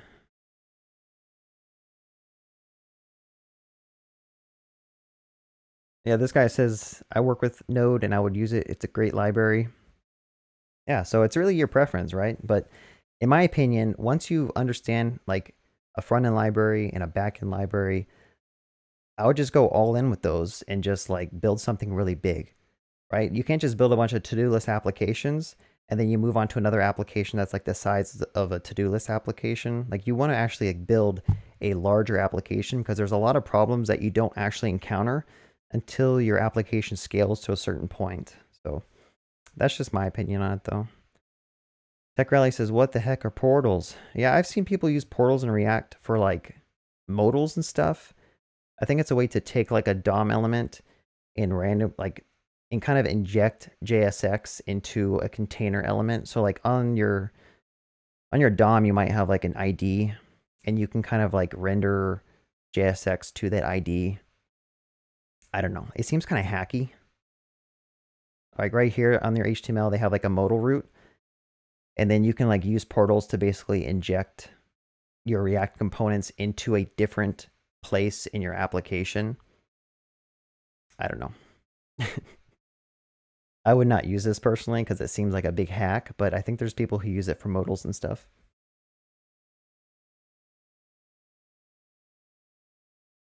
All right, so Shannon, should we expertise? Should we become good in Node.js, or can we jump to Express by having some Node.js basics? So, I mean, Node.js is just JavaScript. So if you already know JavaScript pretty well, you can maybe learn a couple of things about Node. Like there's a module called FS for reading stuff from files and writing to files. But I would just jump right into Express if you're trying to build out a REST API and that's like your goal. But yeah, there's not really too much to learn about Node. Maybe like how the event loop works and how like asynchronous code kind of works. So Tech Rally says, do you use sets at all? I get the use case, but rarely find a need for it. I haven't used a JavaScript set before. Honestly, what I do is I use lodash. So a set is, let me kind of answer this question. So Tech Rally asked about sets. So in JavaScript, there is a data structure called a set, which I think will allow you to put like elements inside the set, and it makes sure that they're all unique, right? So if you were to like have a set, I don't even know how to do this, I'll be honest. I think it's just like, you pass it like 1, 1. You pass it that. I think ultimately your set would just have like one thing in it.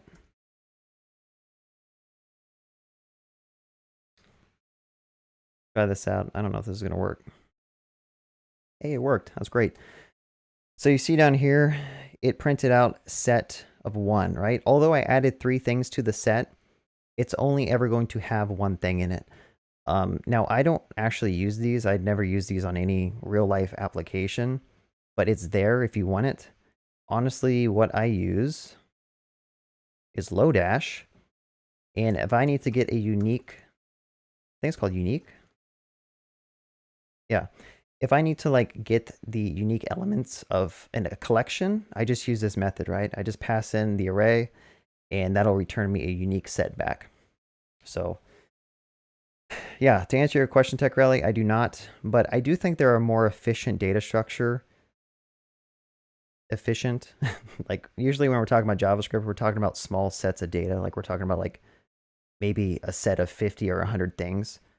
So when we talk about efficiency, it's kind of a moot point, but it's there. You can use it if you want to. I think there's also something else like a map. I think there's something called map that you can use as well, and like weak map. Again, those are like data structures that are built in the JavaScript that I don't know if people really use unless you're doing like lower level libraries in JavaScript. But yeah, that's a good question. I don't see any use case for it either. All right, give me a second. I might have to go grab some water. All right, I'll make it to like 2 hours, or my kids are going to be awake soon. All right, can you explain a little bit about function call and apply? Where are generators used in real-world apps? I found them to be quite confusing. I'm going to come back to this one. So we talked about generators earlier on in the stream, so maybe rewind back to the beginning. But I haven't used generators in a real-world application, but I think the async await keywords that you might have seen in JavaScript are syntactic sugars over generators. So maybe it's useful to understand how that's kind of working behind the scenes, but yeah, I find them confusing too, and I don't really use them, so I don't know.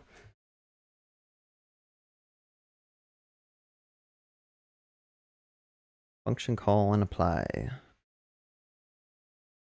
So Min is asking about function call and apply. So if we have a function, so let's say we have a function that like prints out console.log this dot message. Okay. So if I were to call this and run this in my debugger, you'll notice that it prints out undefined. Okay, so to understand what call and apply does, you have to understand what this is. So whenever you invoke a function in JavaScript, the function is usually like it has a this that's associated with that function block. And this can kind of refer to different values. So if you wanted to kind of overwrite the value of what this is, you can say get the function name and say .call. And then I could pass in like an object that has message that says what is up. So if I run this, you'll see it prints out what is up now instead of undefined, right? So I'm basically using the call method to overwrite what this would be, okay? Now I think apply, does this one return a function? No, this one will, hold on. I think apply does the same thing, but like if you have different arguments,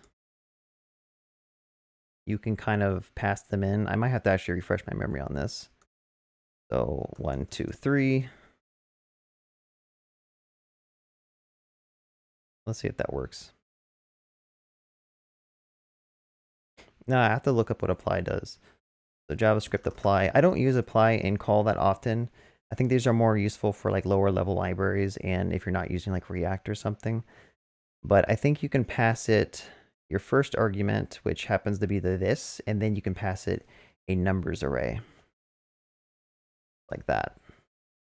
I think what it's going to do is, yeah, it'll basically take the numbers array and apply it to your arguments, right? So you have A, B, and C, and we basically took the elements of 1, 2, and 3 and applied them to your parameter list here.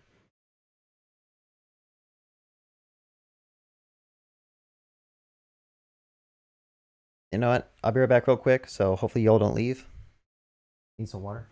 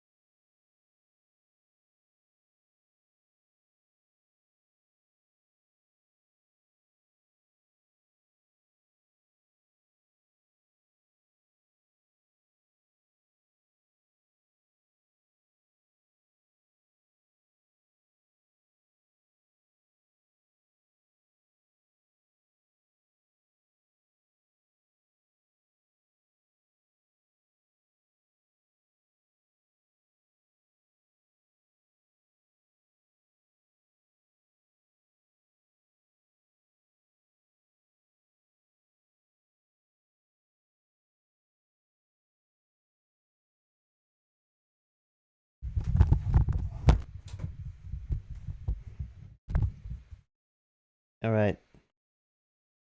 I'm back.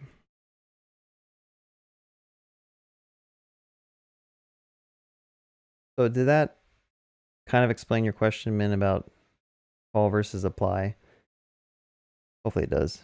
I think call also, the arguments of call, like if I were to change this to call, I think it's only going to define A. It's going to pass an array to the A parameter, and it's not going to pass B and C. So let me try to rerun this. I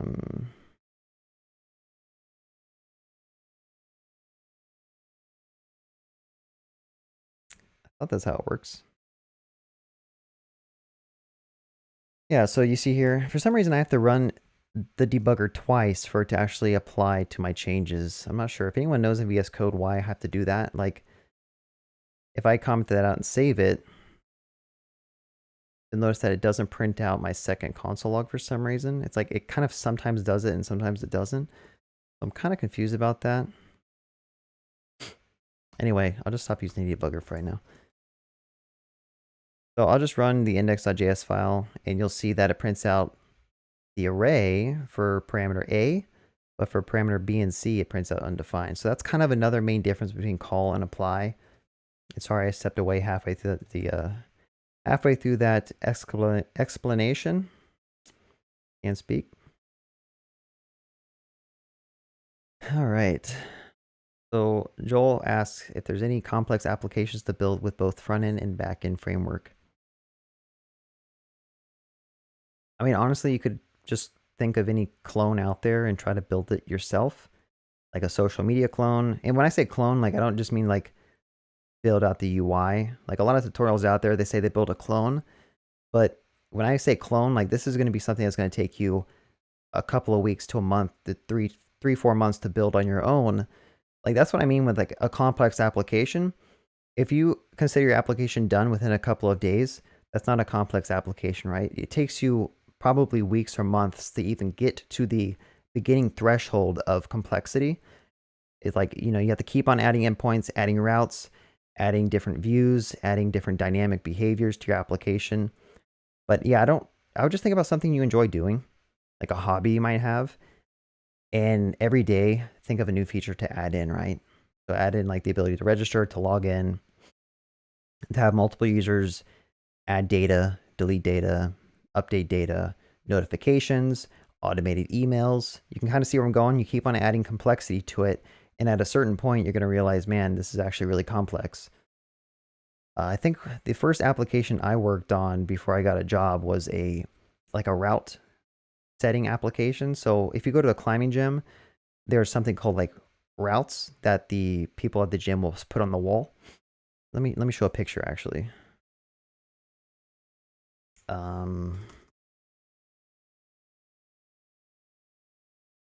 Let's see.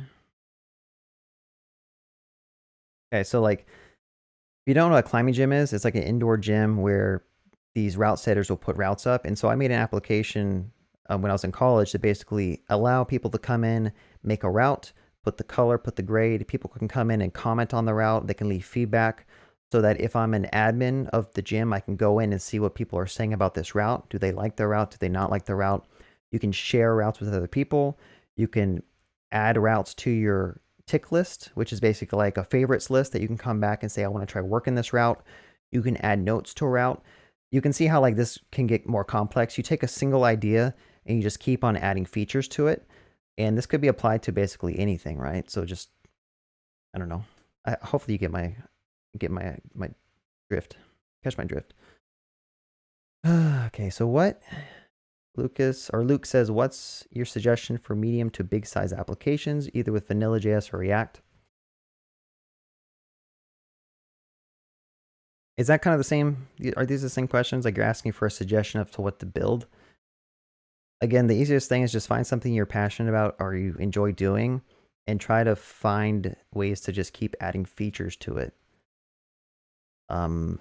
If you can't think of an idea, then yeah, just do a social media clone. Do like a Twitter clone, right? You're going to have to have the ability for people to log in. You need people to be able to comment, to like, to share, to delete posts, to update their profile, update their settings, upload a profile image, maybe upload other images, maybe put some type of scheduling. So I could say, post this tweet at 10 a.m. in the morning or something on a Friday, every Friday. You can see how you can just keep on adding features. And I would recommend that you keep doing that. Like every day, just work on your application, add a feature to it. It doesn't matter if if that application has already been built. You're just trying to learn from experience, not trying to actually like sell a product, right? So I think it takes a lot of determination and motivation to like build out complex applications. And there's a lot of things that you don't actually learn until you've reached the point where your application is that size. What project should I make for learning React.js? Yeah, so these are like all the same questions, honestly. Like just any application that you want to build.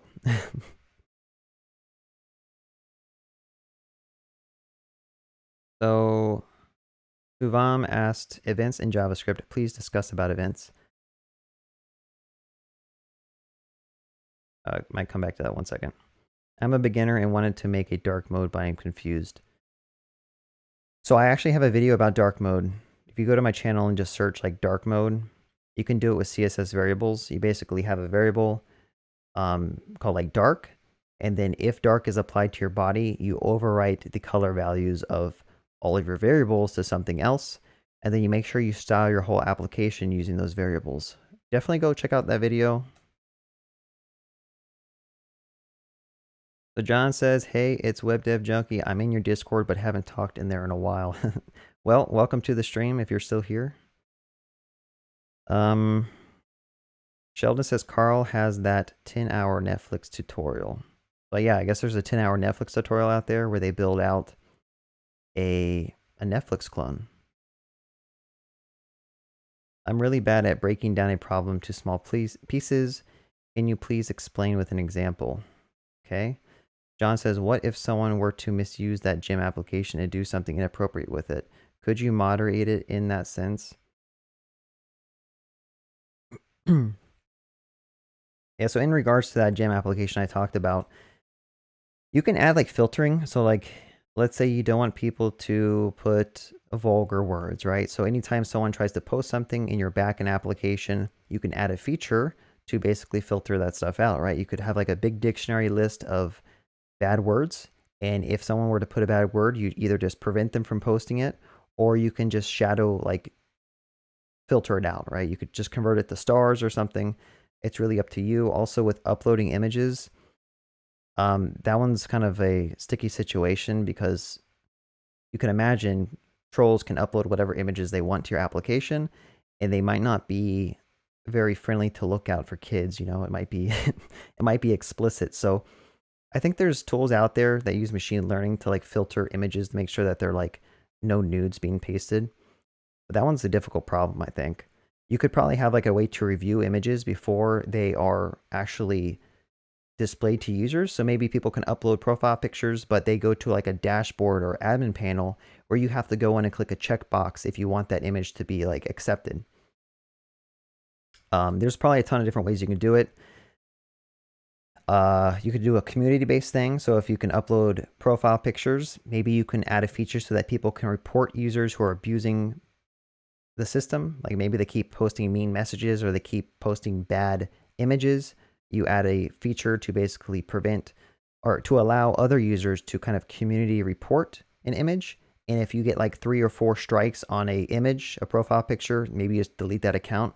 You can kind of see where I'm going with like the idea where you take an application and you keep on adding features. That kind of is a good example of it, right? You have an application, you start thinking about all these different use cases, and you have to figure out how to add features to prevent bad things from happening or to prevent people from doing malicious things to your application. And a lot of these things you won't encounter until your application goes live, right? Like you'll think your application is great, you'll go live, you'll send a link to like 10 people, and then they completely break everything. So yeah, I'll try to come live more if you all enjoy this. Maybe I'll just do it in the mornings on weekends or something, but it seems like people enjoy me going live, so I might do it more often. All right, I'm going to answer. What time is it?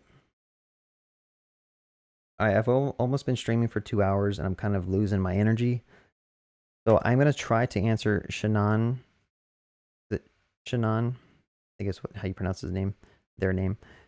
They asked. I think they asked, someone else asked a question here. I think there's a question I skipped. So I did call and apply. Events in JavaScript. Oh, this person asked for events in JavaScript. I think I would have to refresh my memory. I don't know if this person is even still here, but in regards to events, there's something called like the event loop in Node.js where when you do asynchronous calls, like they're not going to be called at the exact same time that you think they're called. But I think if you're talking about like an event passing, I think in JavaScript, there is something called events. Oh, you're talking about these events. Are these events you're talking about? Like click events? I'm going to assume that's what you're talking about because that's probably a better topic.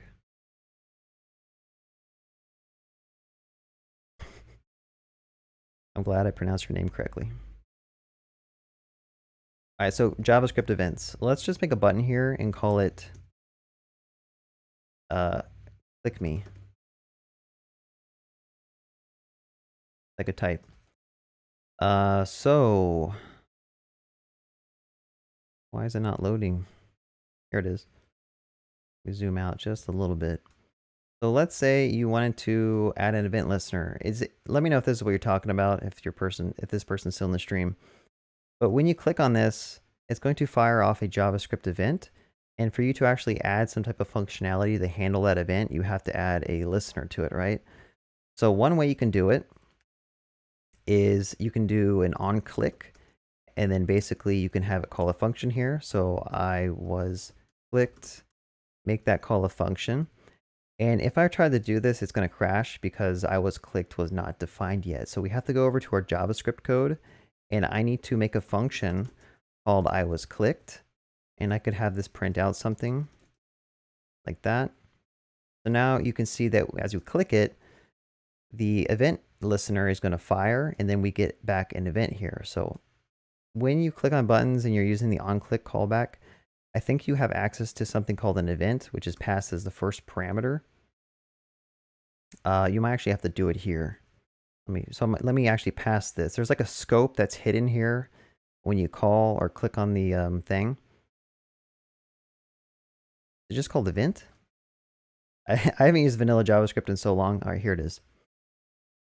So there's something called event, which is like a hidden variable that's in the scope of like a thing that's about to call your function. And so you have to make sure you pass it in if you want to get more information about like the click event. So when you click on that DOM element, you get back a mouse event that tells you like where they clicked, what target they clicked. Like I think I'd say like .target. And that'll tell me like the actual thing that was clicked. There's another way to attach event listeners to DOM elements. Instead of having to do like onClick here, I could add an ID called like button. Kind of a hacky way, but it works. So instead of doing that, so now if I refresh the page, you'll notice that nothing actually prints out. And that's because we need to add an event listener to that button manually. So I can say button add event listener. Listener, did I spell it right? And then we need to pass it a function. So first of all, you add the event name that you want to listen to. So I can say click, and then I can say call the I was clicked method. So if I refresh this, you'll see that it goes back and it calls this function as it did before, okay?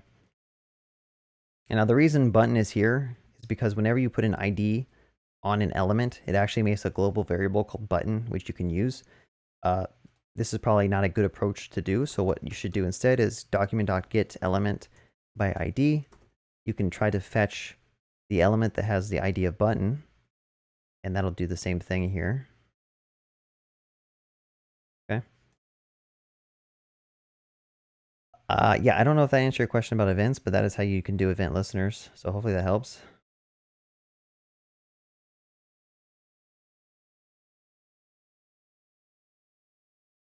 Options in event listener.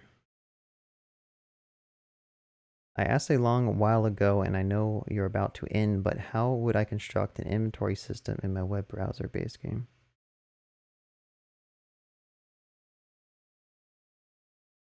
Are you using like a database or something?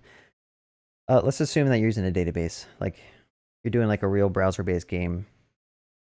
Maybe you're not using a database. All right, so let's just pretend you're not using a database. You'd probably have an array of, let's just pretend, let's do some like mock coding. So you'll have an array called inventory, okay? Somewhere in your code, you're probably gonna have a function called like add item. And whenever you maybe click on that card to add that item to your inventory, you're probably gonna have to do like inventory.push and push that item to your inventory, okay? Now in your UI, if you're using like vanilla.js, you're probably gonna wanna re-render your inventory, okay? Because you just added an item. Now you probably wanna like re-render or redraw your inventory. If you're using React or something, this would be part of like state. So your UI would automatically like refresh and redraw. But if you're not, then you probably need to write some JavaScript code to like generate your inventory again and update your DOM. And then you probably have like other functions, right? So you probably have like remove item, and then you'd have to like remove it here. So what is it, splice. So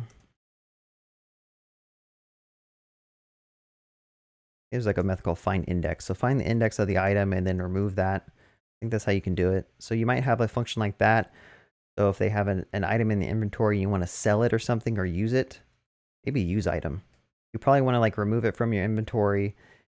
And then you probably also want to call it. So you might want to do like item.use, assuming you're using like classes and you have like a use method on it.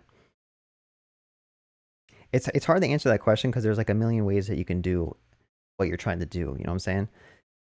But I think that's kind of where I would start. If you're doing this all in the browser, you need some data structure to hold all your items that the user has bought. Maybe buy item, right? And then you'd also have like a player who has like a wallet, right? So maybe you have $10 in your wallet, but to buy the item, you say, if the player's wallet has enough to buy the item, so maybe there's like a cost on the item, that's when you basically push the item to your inventory, and then you say like player.wallet minus equals item.cost. And still you re-render your inventory, and maybe now that you're changing your player object, re-render your player wallet, right? So maybe you need to change like on your UI, you need to update the money sign or like how much money is in their wallet.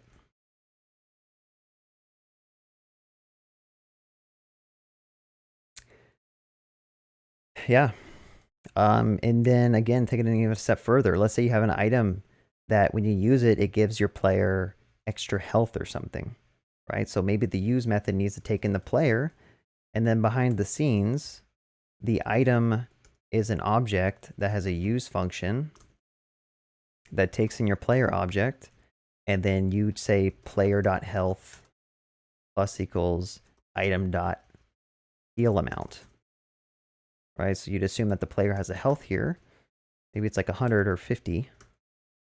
Also has like a max health of 100. So then what you do is like, you want to make sure that their health doesn't go over 100 because that's their max, right? So maybe instead you do like player.health is equal to math of max, player.max health. Actually, this would be math of min, right? Player.health plus that. Right, so you can see how you keep running into like different scenarios where you have to like keep on keeping track of those scenarios. So I don't know. Hopefully that helps answer your question or helps you like understand like how you can slowly build up an inventory system of having items. Those items do different things to your player or to the board or to whatever. And as you use the items, they're going to change the state of your system. And then since this is a web-based browser game, you're going to have to re-render at some point. I would honestly recommend like, you're probably using Canvas or something. So maybe you have like a render function that loops through all your entities or loops through everything and just redraws them. So maybe maybe you don't need this type of stuff, but. Oh, John's using a server database. Sorry, I just read that, but same idea. Maybe this logic would exist in the backend, right? So now when you click buy item, that makes a request to your backend.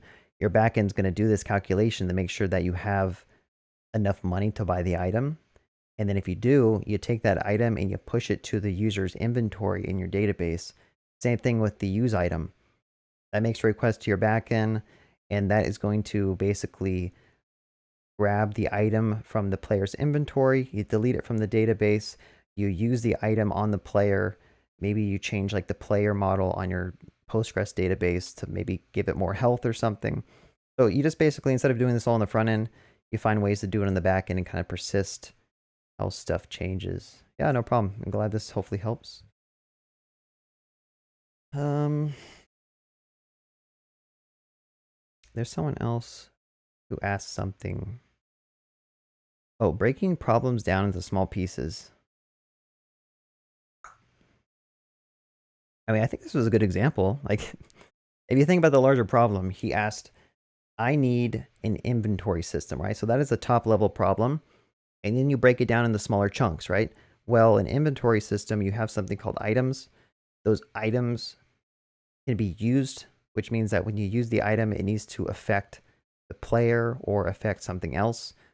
So then you like have to like keep a mental map of how to break that all down into smaller chunks, right? I need an item that I can use, I can buy, I can sell, I can throw on the ground. And then you start writing out smaller functions that help you achieve the functionality you need. And then you slowly just build upon those smaller functions to help achieve the overarching like feature you're trying to implement. But yeah, there's always ways to like take a bigger problem and just break it down into smaller pieces. And then like, if you need to use pencil and paper, like I used to do that all the time, like just draw out graphs, draw out circles, connect them, figure out how these things are interconnected. Maybe it's like a diagram where you need to have data flow from one state to the next. So draw a circle with an arrow. It's a certain state at this circle A. It goes to circle B. It changes state. So from circle B to C, it changes state as well. So just it's hard to explain that. Maybe I need to actually like rethink about how to explain how to break things down. It's much easier if I had an explicit example like you asked, but I don't have an example off the top of my head.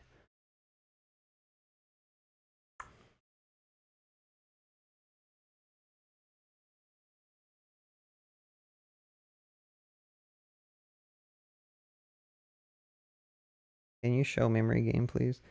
I have, yeah, so if you look at my channel, I do have a video where I do work on a memory game. So maybe go check out my channel videos.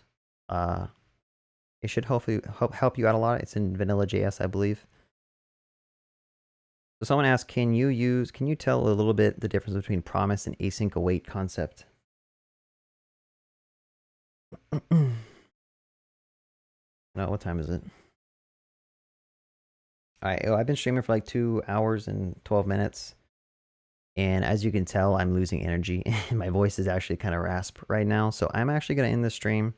So I apologize for Warfire who just joined and who's asking for some more questions. But I would recommend go to my channel, try to find that memory game, watch through it. I think I could answer the questions that you might have with how to build out a memory game. In fact, let's see. No, not that guy. That's like on my default for some reason. I try to go to analytics. So go to my channel, go to videos, go to search, type memory, and then I have a JavaScript memory game here, and I also have a Simon game memory. So these two, they should help out with what your request. So I definitely recommend watching through them.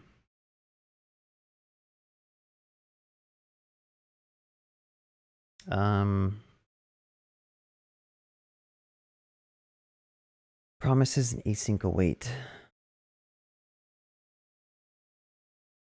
So to answer Peter, is it Peter? His question, I just released a video. I know it's long, it's a 4-hour video, a full stack crash course. But I believe if you go to some of the timestamps, yikes. Yeah, never mind. This is too much. Anyway, check out this video if you want to get a good overview of full stack development using vanilla.js. This is my shameless plug for a video that I have. But yeah, if you're kind of a beginner, you don't know that much about full stack development or JavaScript or just building out a simple like multi-page index HTML and multiple different pages, check out this video. I think it'll definitely teach you a couple of things. I use like the debugger. I show you how to use HTML, CSS, and a little bit of JavaScript. And we also connect to a MongoDB database using Express. So you'll learn a little bit. You'll learn a little bit about Node and REST APIs and stuff like that. Check it out. All right, I can't even speak anymore, so I'm going to end the stream. Thank you all so much for joining, and have a good one.